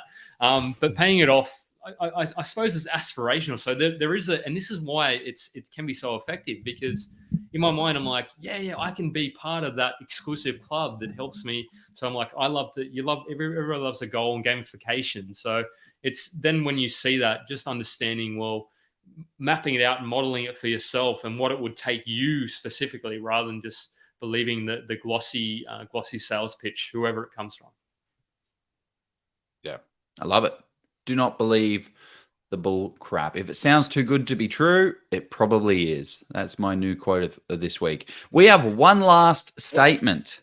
We have one last statement for the reason why you shouldn't be doing it. But how crazy is this? Over 320 people watching. Like this is absolutely blowing our viewership record. So it's there insane. We go. We had to go having everything done for you. Joe, do you want to do this one? You nailed that pitch. The statement is having everything done for you, which is one of these one-stop shop property people, right? Where you got a financial planner who then says, hey, you need to speak to our mortgage broker and our accountant, and then they're going to connect you with a buyer's agent who's going to connect you with a developer or builder who's then going to buy absolutely everything for you. So that is a reason why you should not be buying property. Why is that? Well, can I humbly request that you give us your answer first, Joe? Because to me it sounds like, to play the devil's advocate, it sounds like really convenient, right? Like if I'm a newbie and I'm like, well, this company just takes care of everything and they know each other, so they kind of know each other's strategies and they will talk well with each other. I don't need to link people up. It sounds good. It's it sounds really good, but the challenge that we have with these type of situations and these larger companies is the incentive to be able to do a good job. So I buy property, right? I run a buyer's agency. I only work with people, and I do not take a referral, a kickback, or anything. Every time, because I need to do this, right? I need an accountant. I need a mortgage broker. I need a property manager, conveyancer, all of these things. But if my incentive is, I've got two conveyancers, one that pays me $500 and one that doesn't pay me anything at all. Number two that doesn't pay me anything at all is absolutely the best. But number one pays me $500. Who am I incentivized as a business to apply you to? I'm going to give you to the person that is $500 that is not necessarily the best fit for you. And that's kind of what happens in these type of businesses. When you break apart different businesses where you've got an expert conveyancer, they are the best at conveyancing. But when you smash them all together, it is someone that's not really, that is a conveyancer, but they're not the owner. They're just someone that is a conveyancer. They get paid a salary. Sure, they make a couple of commissions, but they're not really hardcore going after your best interests. So for me, I want to know where the incentives lie, and I want to know who is getting paid, what the kickbacks are, and how that kind of works. Typically as well, the larger firms are all interconnected, paying each other kickbacks, but they're generally giving you a crappier product. There's not any company that I know that has over 50 employees that is giving customers good investment opportunities out there that I've seen. I don't go out there looking in the market searching for these, so I don't know if that's a big call, Joe. That's a huge call, man. That's a huge huge big call. statement. It's not. It's probably not fair for a number of them, but for me, 50 is very hard, and they're all interconnected, and they're all making money and crossing. So that's kind of where's the incentive. And yeah, this is Brian's come up with another cracking again. Follow the money. I don't know. What are your guys' thoughts? Go ahead, Jeff. I was just going to say, I think it's less about the size of the company, and yes, the size can be an indication. It's more about, well, how do they actually work? If it is very seamless and from passing from one handball, because I'm sure you could have I mean, I don't know, maybe there's probably companies of 50 plus that, Sorry, I'm gonna there will be on that. Yeah, but yeah, I think it's because the beauty with this, particularly with people in one or two, because buying a property can be painful, like administratively. Like going to your broker and then going to your accountant, you have to then sort of make multiple phone calls, and you have to explain, and you have to get them to talk to each other. So you have to be sort of, and sometimes you have to be pushy because there's occasionally urgency to buy the property. So you sort of have to sometimes say to somebody, look, I need this done by a couple of days' time. Can we make this work? Let's get these people in the room. So whereas when you're going to a company that does it all together, you don't have that friction. It's rather simple and easy. It all kind of runs without you having to do too much. So it's the simple but not necessarily the best or most effective option. There's, for some of the reasons Joe's mentioned. Off to you, PK. No, that was my thoughts as well. And you almost want like different parts of your team to work against each other in the sense of like, that's a great let's point. say your property manager, they should be calling out that, oh, this property actually, it's got some housing commission, a couple of streets away, or, the particular type of layout of the property is not really suited to the demographic of the tenants here. Whereas if you're, if you're the person that's buying that property for you, whichever company that is, they have a in-house property manager, or if they're getting kickbacks from the property manager, like their property manager is not going to say any of that stuff that creates friction. Same with your solicitor or conveyancer. Like they should be saying that, actually, yes, post building and pest inspection, you can get XYZ more off. And, we think this is how much you can negotiate, and we'll interact and we'll liaise with the vendor's conveyancer or solicitor. But if, the conveyancing team or legal team is in the same kind of umbrella as the buyer's agent or whatever company, right? They're not really incentivized to like really go hard at these sticky points. There's always exceptions, and these are just generalizations, right? There's always I'm sure good companies where everyone's sort of in the same umbrella as well. But in my experience, and it sounds like from you guys as well, it's probably something to double check, triple check. Well, I mean, this is an interesting one. Don't they have to disclose? I mean, they do. I mean, legally, I believe this has to be disclosed. No. Don't they? No, they don't. They don't. No, not. Don't so yeah, different kickbacks for different professionals. Solicitors, mortgage brokers have to declare kickbacks. Buyers agents, real estate agents don't, unless it's directly related to the exchange of that property. So regardless of whether they would need to or not, it's where are they actually declaring that? Because if they put it on page 35 right down the bottom in size 8 font, do you know that it's actually there? I just posted a little comment up there, so it went to PK's. It went to the Facebook group, not all of it. But these are 17 questions to ask a buyer's agent to find out if they're a spruiker or not. And I think that's super valuable to have a check through some of those comments and questions, because the key ones are what kind of kickbacks are you getting from brokers or other professionals? What type of properties do you go about purchasing? And bring up, what are your thoughts of house and land packages? That's another great one to ask. How does that investment strategy work in? Because the person on regardless of any team member, each team member needs to be doing their own component, but they also need to be on the same kind of path. Because if you've got a conveyancer and a mortgage broker and it's all under one banner for house and land packages are the best, all of those team members are going to say house and land packages are the best. So you need to find team members that are aligning your strategy. And if that's your strategy, house and land, go, then please don't do it. But if you do, then great. Maybe an all-in-one company is perfect for you. Joe, there's a little bit of friction in the comments. The guy with the moustache, I assume that's Joe because I can't grow a moustache. The guy with the moustache. He's a little out of line, accusing the professionals like financial planners, accountants, conveyancers, and brokers are not working the best interest duty for their clients. Well, I mean, I just go where the incentive is. That's it. Go where the incentive is. Yeah. And actually, also, if you are a financial planner and an accountant, you are not a property expert. You don't know what is the best property to go and buy. So if you go to an accountant, and this is the thing with accountants, you go to an accountant, what should I buy? Depreciation, negative gearing. That's what you should go out and get.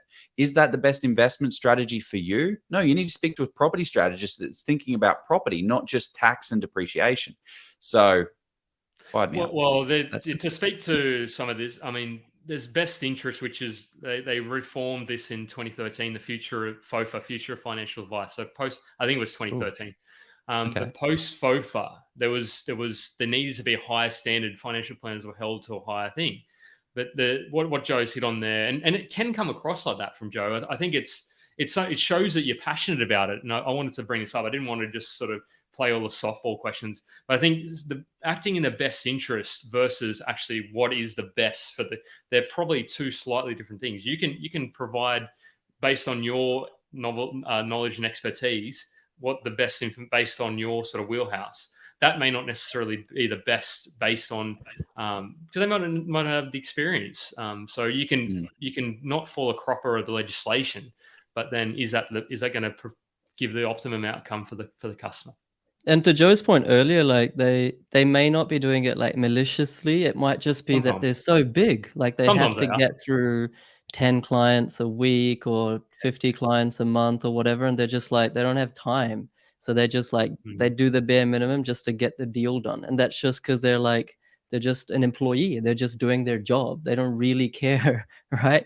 That's just human behavior. If you get too big and you have too many clients, and you just got to get through them. Here we go. Yeah, churn and burn is what they call that.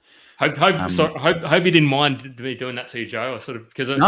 I mean, it's a fair call because people aren't. And the thing is, my auntie, right? She is lovely person, amazing lady. But she was selling house and land packages to people.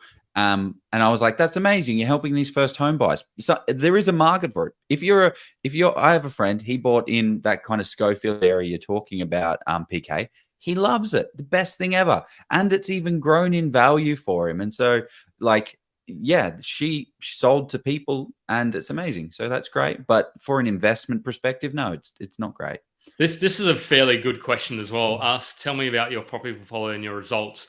I think you can be a good accountant without necessarily, you guys might disagree with me on this. So I think you can be a fairly good accountant, a property accountant, without actually having a sizable portfolio yourself. Of course, it's great, but I think as long as you deal with the type of clients who are actually achieving the results. So if somebody's got 15 clients with 10 plus property portfolios, then they probably know a thing or two about accounting for those kind of people. Whereas if you've got fantastic. Yeah.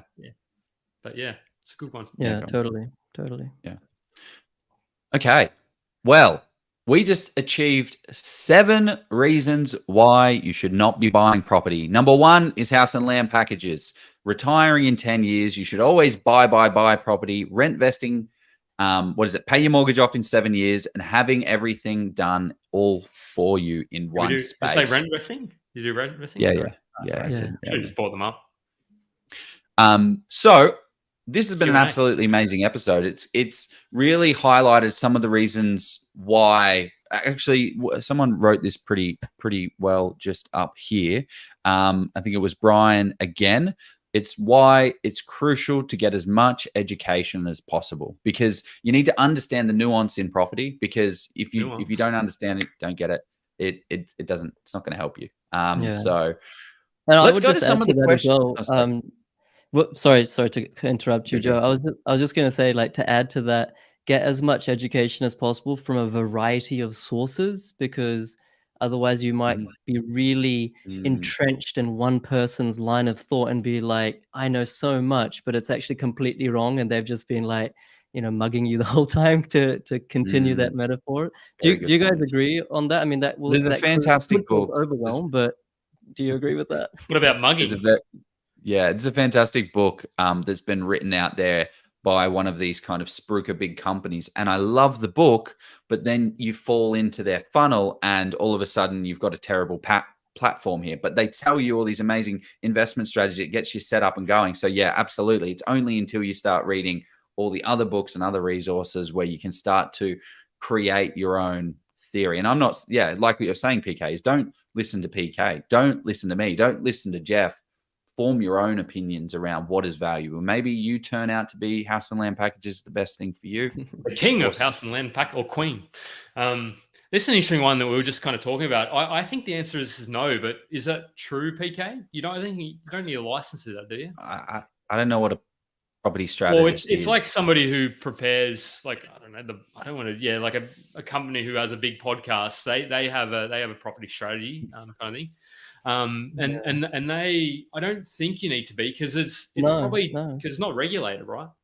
No, and this is, maybe it will surprise people, but the property industry is like not regulated at all. Like when I first started my business, I really Apart from wanted to real do estate, things by the book, and I got some legal advice on that. And like you pay $5,000 for like a lot of legal advice, but like the sum and substance of it was like, yeah, anyone can create a course, anyone can become a property strategist, anyone can become a buyer's agent as well. Of course, there's some certifications and licenses you need, but it's not really a huge barrier to entry. There's not huge hurdles out there, and that's it kind of yeah, it's like, even me, I have zero qualifications in anything that I've just said right now. So, yes, I've got a Bachelor of Commerce. Yes, I've done econometrics. Yes, I have a large property portfolio. Yes, I've helped thousands of people.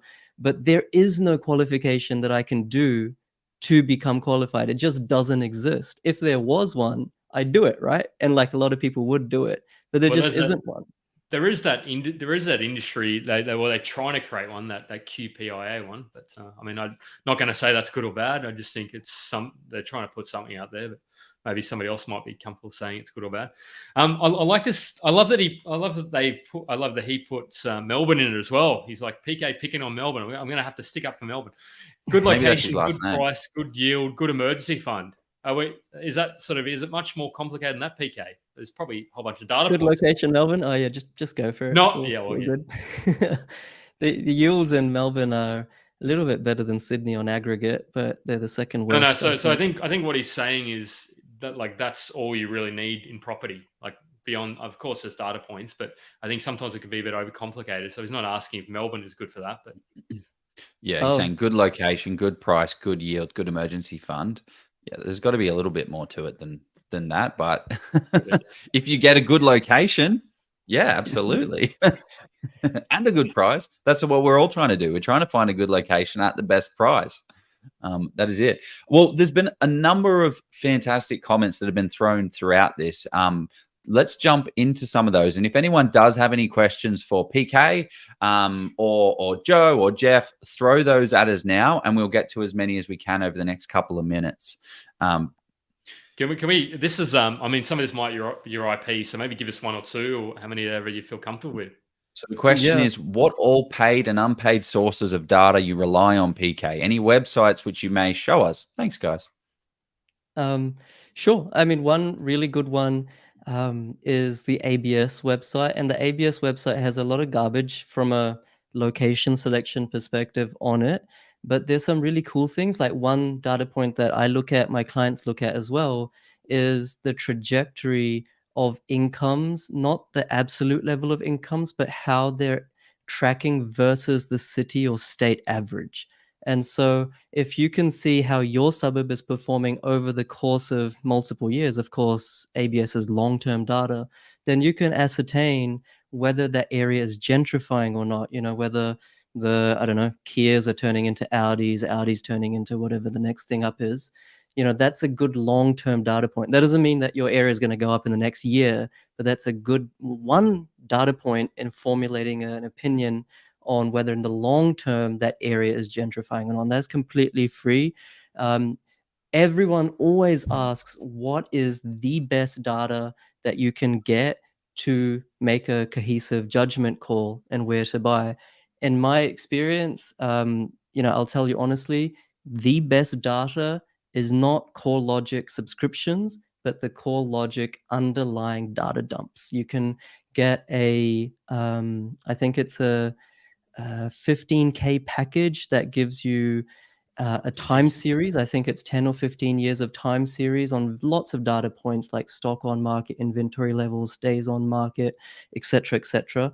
And you can pay more. I think $30,000 for 30-year time series. And so it's expensive, but to answer the question, like that is the best data source. And you have to, that's not something that's retail. You have to email them or call them.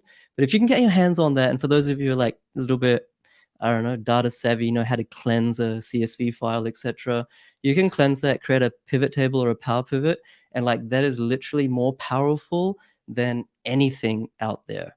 That's where like really, really, really good buyers agents, they have that, and they know what's up. They're not relying on your $150 a month kind of data websites and this sort of thing. Those are all good, but the underlying relationships within capital growth and underlying factors, you need to assess that based on regressions over a 30-year period. So for anyone who's like a real data nut like me, go get that. Otherwise, I mean, we can share in the comments later, like maybe 10 to 15 different websites that people can go to. Yeah, definitely should do that, PK. Great point. You want to pick a question, Joe? I got 10 stars. I'm just going to click randomly this one. Oh, actually, well, on I the can data. sort of, I don't know what your thoughts on beanies. I'm sort of doing this ad lib, so I hope you don't think it's terrible. But I think Andrew Bean's putting together something on this commercial property data. I think his is quite manual, so I don't know how long it's going to take him to do all that, but it sounds pretty cool. But do you have any, PK, that you don't really look For me, sorry, I thought that was to Joe. No, like I was saying before, this is the question I had myself, right? And I'm still learning commercial, so I don't profess to like know everything about commercial.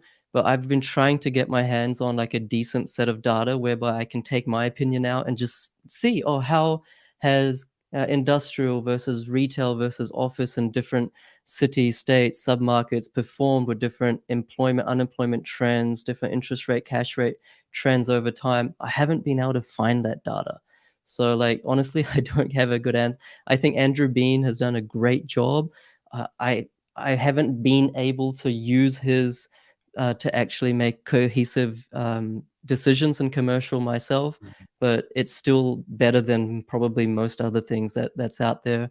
But I think in commercial, like it is kind of unique, right? You literally do have to make phone calls, like dozens of phone calls to property managers, to agents in the location that you've selected to really understand what's going on, really understand true valuations. You can't just get a couple of comparables and say, this is what the rent should be, this is what the square meter rate is. You need to really understand this stuff by like literally hours and hours and hours on the phone. And it's a bit like property development, guy. I think, like, I don't know what you guys think, but in property development, you can't look at all 15,000 suburbs across Australia. You have to isolate to maybe two or three areas. Around the place, because exactly. you can't compare across what kind of development's happening in even sort of across town. I mean, it's similar anyway.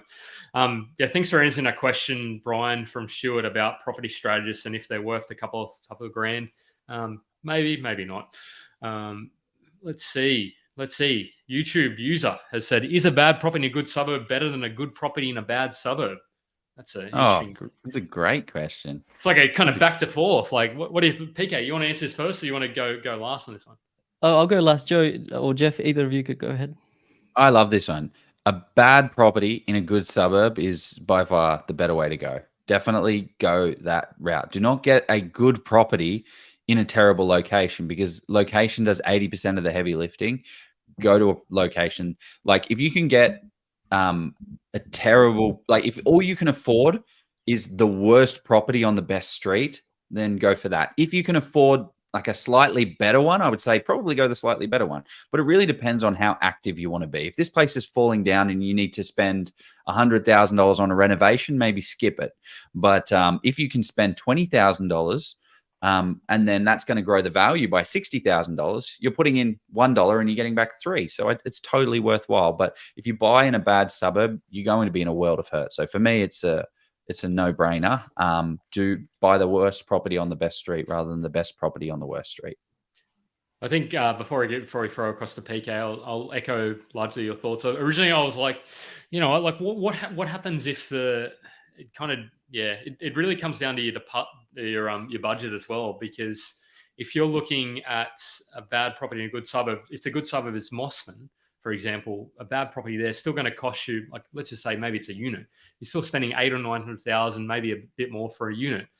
And then if that underperforms that area, maybe then are you going to get pulled up? So you're not buying Mossman, you're buying that particular property in that suburb. So I think it's a very it's a complex question.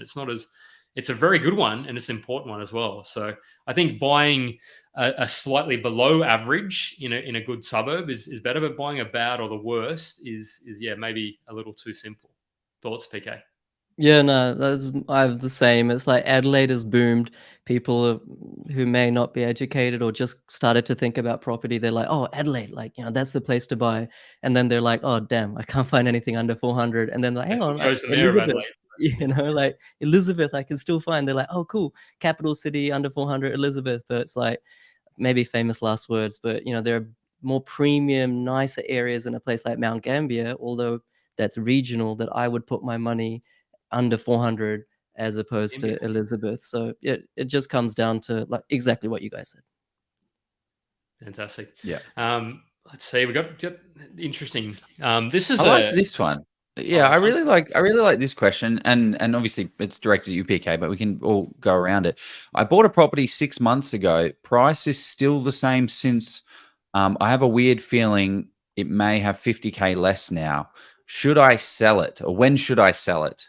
So essentially, you bought a property and you paid either too much for it, or you bought it in a location that's in a dying market. What do you guys think of this one? That's kind of like hard to believe, like for me. It's obviously true, but like Perth has done so well, in the last 6 months. I don't know where. Maybe you can share the suburb and we can give some insights to it. But this came up a while ago, so they might not still be watching. And what's the unit? Like, was it a unit? Was it a house? How did that kind of? Because if it was a unit in Perth, I could probably 6 months probably believe that it's dropped that amount, especially if you've overpaid. You've overpaid for it. Like, it's easy to overpay on stuff. Like, it's amazing. Particularly when you think everything is going up, you sort of say you go in and I think it's a tough one, because I don't like to say to people either they should buy or sell, particularly given that I think it's like my kind of approach generally, because I've sold property that I didn't think was going to perform over the longer term. It was the first property I bought, and I've sold others in my time as well, but that was for specific reasons. But the reason I sold that property, which is in the northern suburbs of Queensland, it's because it wasn't the type of property that I felt. It was a townhouse, so I didn't think it was going to perform, and I wasn't anywhere near as educated as what I needed to be to buy that. So I think you need to go back, you need to go back to the original reason you bought the property, and what the fundamentals, like what was your thesis, what was the data, what was the property manager saying to you, what were all these things, and you haven't done those, and maybe try and do those now and just reverse engineer what it looks like now. Like, it's too late to maybe do, and then make a call if it's stopping you progressing forward, then maybe. But you got to make your own calls. Like, I'm not saying sell it, but I think you just have to make those do some hard thinking potentially. PK. Yeah. Mm. I generally think that, with like transaction costs in Australia, the way they are and buying and selling, like Higher interest selling. rates as well. Maybe hard to Yeah, buy something else. So what are you replacing it with? I suppose. exactly. Like last resort, like when you run out of borrowing capacity and you're like, oh, I want to continue my journey, maybe that's the time to sell it, but assess it on the data at that point. Yeah, at 6 months, it's very hard to tell the growth as Yeah, well. like it, it And kind of plays to one of our myths or one of our kind of things. It's about being financially free in 10 years. Like you have to, a lot of things have to go right. And if you're looking at it every 3 days on like a stock or something or crypto and saying, oh, it hasn't gone yeah. up 220%, like it's a failure. It's not successful. Yeah. And I guess the question is, would I buy this property today? And also, what can I do? I'm going to sell this property. I'm going to lose, 100, well, maybe $50,000 of entry costs and exit costs. Am I better off with a $400,000 nest egg instead of a $500,000 invested here? So what is going to be the best? Because, yeah, Joe's the king of Adelaide. No, I don't think it's Well, anymore. I'll take that. Yeah. I do like Adelaide. Some I good love how opportunities. I love how Jeff like just like sneaks in these like like these like sometimes snarky, sometimes cute comments. Like a It's kid, just like out of the like a blue. kid in a candy store, somewhat. Let's. This is going to be a big question. What are your thoughts when the RBA finally takes their foot off the gas mid 2023? Will the Big Four increase borrowing capacity, and by how much? Well, we've They already already seen. are. You already saw NAB, and I think there was another one as well. So you already seen them Westpac? find No. ways to tweak the criteria. So BOQ, yeah. I mean, this is kind of speaking to Steve McKnight's point last week. Like it's a he called it a Ponzi, so he called it a couple of times, and to some extent, I mean, if things like unless they change the borrowing capacity, like they could even sort of say 40-year borrowing terms, like it starts throwing that out there, that then throws out, or even 50-year borrowing terms or loan terms. Then that way you can sort of start to say, well, yes, your borrowing capacity does increase because you're changing the dynamics. What are your thoughts when the RBA finally takes? I mean, I think that might be too late if you're trying to time the market. But what are your thoughts, Yeah. PK? I've been wrong, and like there's YouTube videos of me 6 months ago saying that interest rates are unlikely to go up more than 1 or 2%. So Oh, me like too. I don't know if I'm I the stopped. expert. I stopped making them. I'm just like I really don't know if anybody who thinks. I Yeah. look at the RBA, what their yield or the ASX one, and that kind of shows some indication. But Like the data, like honestly, it seems like every 2 weeks, you go from being bearish to like bullish on interest rates. Things that like right now, inflation just came down, like Joe said before. Retail spending has come down, so it seems that it would be preposterous for the RBA to go at a 50% rate hike in December. If they only do 25%, then there's no January meeting. It's like that might be it. The CBA reckons there's only 1 or 2 left. It's hard to tell, but I definitely think we're closer to the peak than not. And in terms of Big Four increasing borrowing capacity, net interest margins for banks, the way that overseas lending and global money markets are working, net interest margin, which is how banks make money, is just going down and down and down and down. So they need to compete with each other. They need to vie for business. I don't know, like, how they're going to do it. I'm not a banker or anything like that. But one thing, it'll be keen to get your guys' thoughts on this, and it probably affects everyone. Like the buffer, the APRA put on banks that increased from 2% to 3%. The buffer that banks have to calculate your serviceability on your real lending rate plus 3% that got increased last year by 1%. I reckon that could go back down to 2%. Because now interest rates are almost at the top. There's no need to have huge buffers. That could mean that all of a sudden people that, I don't know, I'm just making this up, that couldn't borrow 200K can now borrow 300K. People who could borrow 500K can now borrow 6. I don't know the exact like arithmetic, but do you guys think that's going to happen? Yeah, I mean, I think it's once they get, because I don't necessarily know if APRA and the RBA work in conjunction.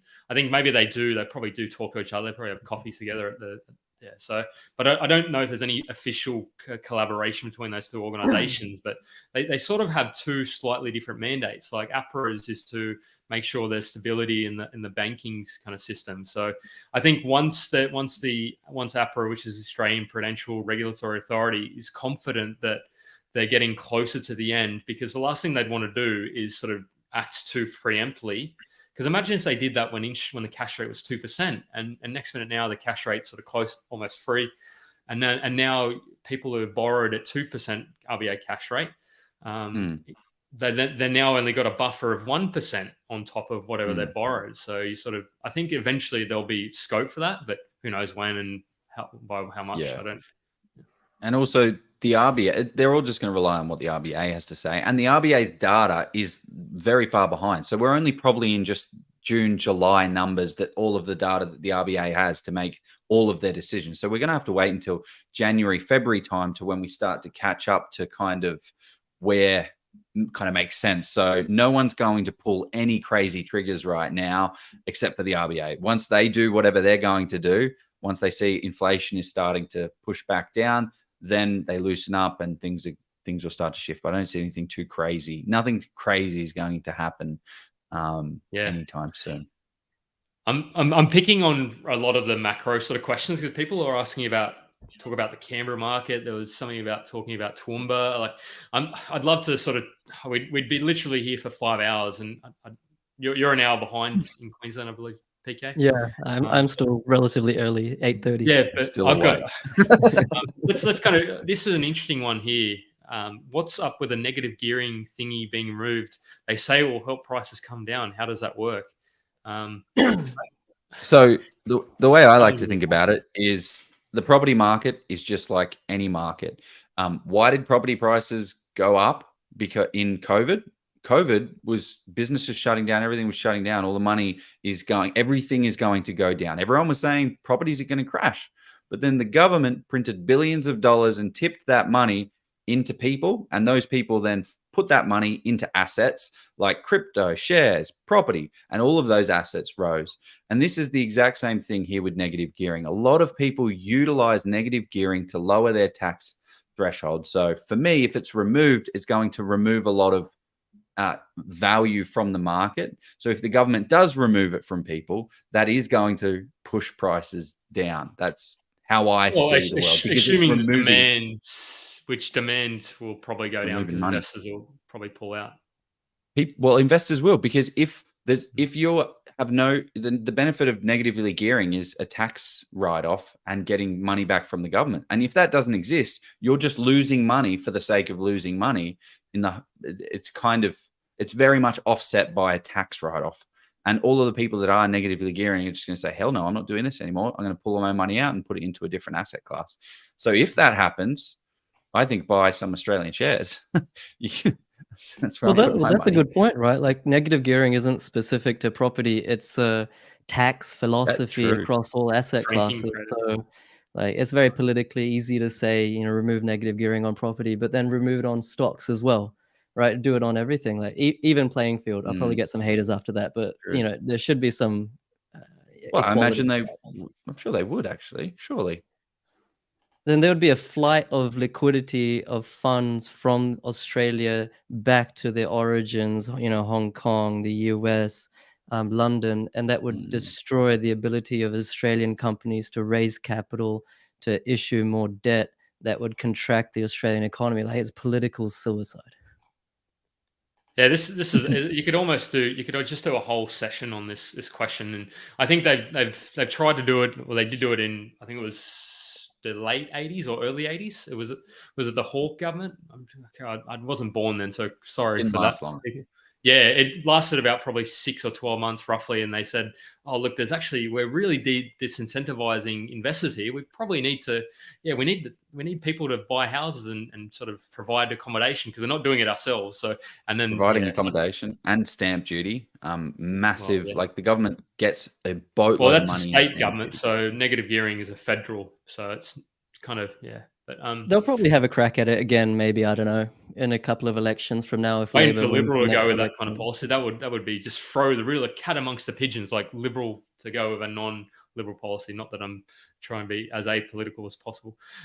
For this one, which is better, BA or DIY? I'm just going to put a podcast here because otherwise this is like a round 2 of the debate. Exactly.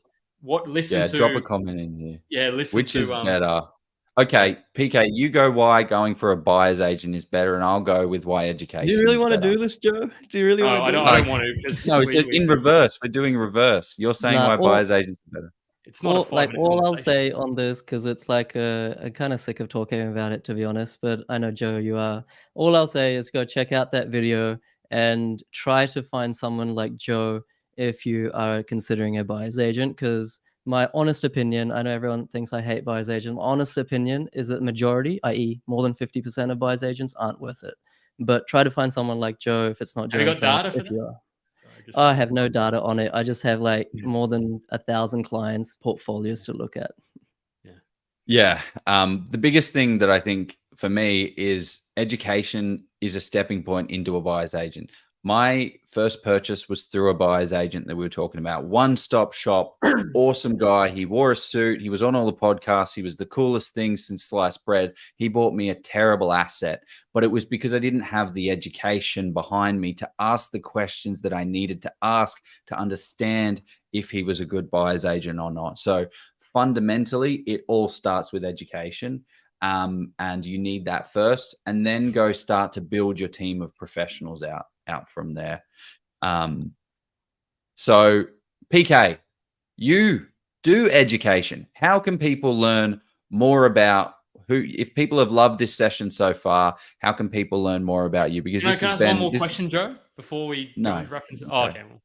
Well, No, go. I thought this. Yeah, we've got it. Yeah, this one I think is really cool because I just want to know this myself. Who inspires you? Do you have mentors? Like, Actually, there was a question that was very kind of similar to this by Steve Polisi. If you're still watching as well, he was Polisi? asking what I'd the Polisi. He was asking what I'd do different, and it's kind of the same answer as this. Who inspires you? Do you have mentors? Like I don't really have mentors. I never really had like formal mentors. I know that's kind of hypocritical because I espouse that you should get education and mentoring. I never really had any formal mentors, but what I would do different is not necessarily paid mentors. Let's be honest, but do try to find someone that can kind of open your eyes, because what my biggest regret in property, and I don't teach developing or commercial or anything like that, but my biggest regret in property was having a limiting mindset or belief system, and I took too long to start developing. I took too long to start, commercial property. Steve Polisi himself says that you should, most times start with residential, and I agree with that. But I probably took too long to go to the next steps up. And so, what inspires me the most, I think it's like mentors. Like you guys didn't pay me to say this, but it's genuinely like mentors. Like you guys, like Jeff. I don't know, like I don't know how your group works and stuff, but I'm pretty sure you're not like making $1 million. You're out actually yet. trying to help people. Yeah. Well, maybe you are, right? Like you're just trying to help people. And same with Joe. Like I can tell you, for anyone who's watching or listening, like Joe could make a lot more money pivoting to a type of buyer's agent business model that gets him way more clients, that he could charge far more per pop. He could, he could be making much more than what he's, the type of business he has, but he has integrity. And, whether it's buyer's agents, whether it's course creators, whether it's just other YouTubers, like there are so many not good YouTubers out there, people who have integrity, and I try to have integrity, like I try my best.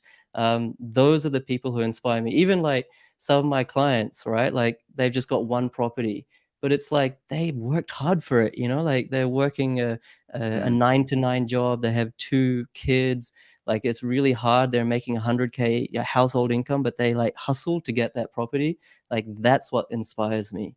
What I would do different is like surround myself with more those types of people. And yeah, I'm very grateful to be on this, because you guys are those types of people. Well said. Very Too well said. nice, Thank you. PK. Like I would say, nice. who's your mentor, Joe? Who do you see as a No, well, the reason why we created this group, right? This is how this entire group started. Is me and Jeff met at a Steve McKnight conference where we had a whole room. We had 100 people that loved property, talked about property, but then all of us went home And we were like, oh man, I haven't got any friends. I haven't got any family that care about property. And that's exactly what what this group is. And it's all just about people coming together, talking about their passion and helping each other grow. There are people in this group like you, PK, that have multi-million-dollar portfolios and that provide, education galore throughout your podcast, your YouTube channels, your course itself. And these people just jump in the comments and share. So my mentors are the people that are your mentors, PK, the people that actually do crazy stuff and work incredibly hard and they get the results. And it's so much sweeter when you see that. Like it's amazing.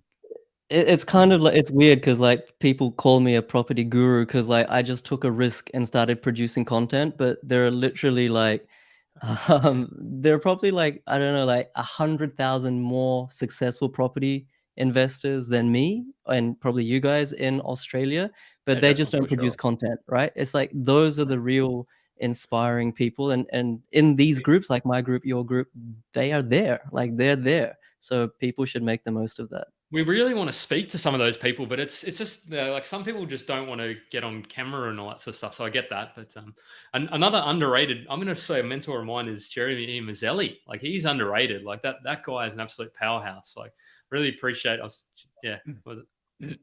Sorry, I've got a request here for hugs. Let's do it. Group hug. Accelerating quickly. Yeah. And you just surround yourself with good people that are headed in the right direction. I think that's the key message of all of this. Okay. Okay. Should we let's wrap it up and let's tell people where they can find out more about the person who's been on this call with us for a couple of hours. Joe, you do that because you're more elegant than me at doing that. Well, I don't know. What is the best way to get the people that have loved this session, PK? We've gone through the reasons. We've gone through the reasons why you shouldn't be buying property today, and I think there's a lot more reasons why you should be buying property, but we've got to learn about how to make that happen. So what are the resources? What are the tools? How can we learn, PK? How do we do it? Because you have an amazing course teaching thousands of people how to do it. Give us the run through. Yeah, no, I think before anyone considers the course or anything at all, like I always say this, no one cares about your money as much as you do. Not even me, as much as I profess to be holier than Nobody thou. does. So, get educated and get free educated first. So I have a podcast on Apple and what's it's called? Spotify and Google Podcasts. We actually just hit the 100 review mark, which was pretty cool. A lot of hard work went into that, and also my YouTube channel and the Facebook group. They're all Australian Property Mastery by PK. The Facebook group has not as many as people as you guys, but around 25,000. YouTube is it's pretty cool. It's almost at 17K subs now, which I'm pretty happy about. Amazing. So yeah, like watch that stuff, but get a diversity of education, and then you'll be more convinced. Like even if you do want to do my course, get other free education first, and then you can really see the value of the course. Or you may say, this is actually not for me. I vibe with someone else. I just think that free education is king. Yeah. Try and be kind to people doing these kind of things as well, because it's easy to just throw a comment and say that so whether they be a professional or whoever they are. So yeah, I just wanted to put that out there too. Here we go. Genuineness of this group. Look at that. And I think he's talking about PK's group, so I wouldn't say it's something nice about that. Genuineness of this group is what has the most appealing and confidence building to enter the property market. Yeah, I think that's the biggest compliment people can have that are kind of teaching and is seeing the results. Are you laughing at Hayden's comments? Jeez. Other comments like that. Twitter property bear. Is that a real comment? Or? Yeah, that's Hayden. It's definitely Hayden. Awesome. Well, this has been an amazing session. One thing I would mention is, by the way, everybody who is in Oz Property Investors, we just hit 30,000 members while we were on this podcast, while we're on this session. So that is absolutely incredible. 30,000 members. Amazing. Thank you very much, everyone. We didn't script that, I promise. Okay, so check out Consulting by PK here. That was me who if you- commented that, by the way. It wasn't Yeah, PK didn't. PK Yeah, didn't I've do not been that. doing this. It's just somehow coming Yeah. from my accounts. Yeah. But if you guys want to join the Oz Property Investment YouTube channel as well, you can do that. That is there. Put it in there Subscribe, earlier. do whatever you have to do on that. But reach out if you guys have any questions. But this has been an amazing session, PK. I think you get to learn a lot about someone when you're sitting down with them for 2 hours, and you can't fake it for as long as you've been running. So I think you're the real deal. So I appreciate all the work that you're putting out there. So thank you very much. And Jeff, I appreciate you as well, man. We've done it. 30,000. Let's close the group down. We're done. No. Yeah. Close the business. Anything you want to say, Jeff? Oh, yeah. To PK. What does he want to have? Yeah, what are some Okay, let's go buy a property. We will see you later. Have a great night. Thanks, Ciao. gents. Thanks, everyone. Cheers.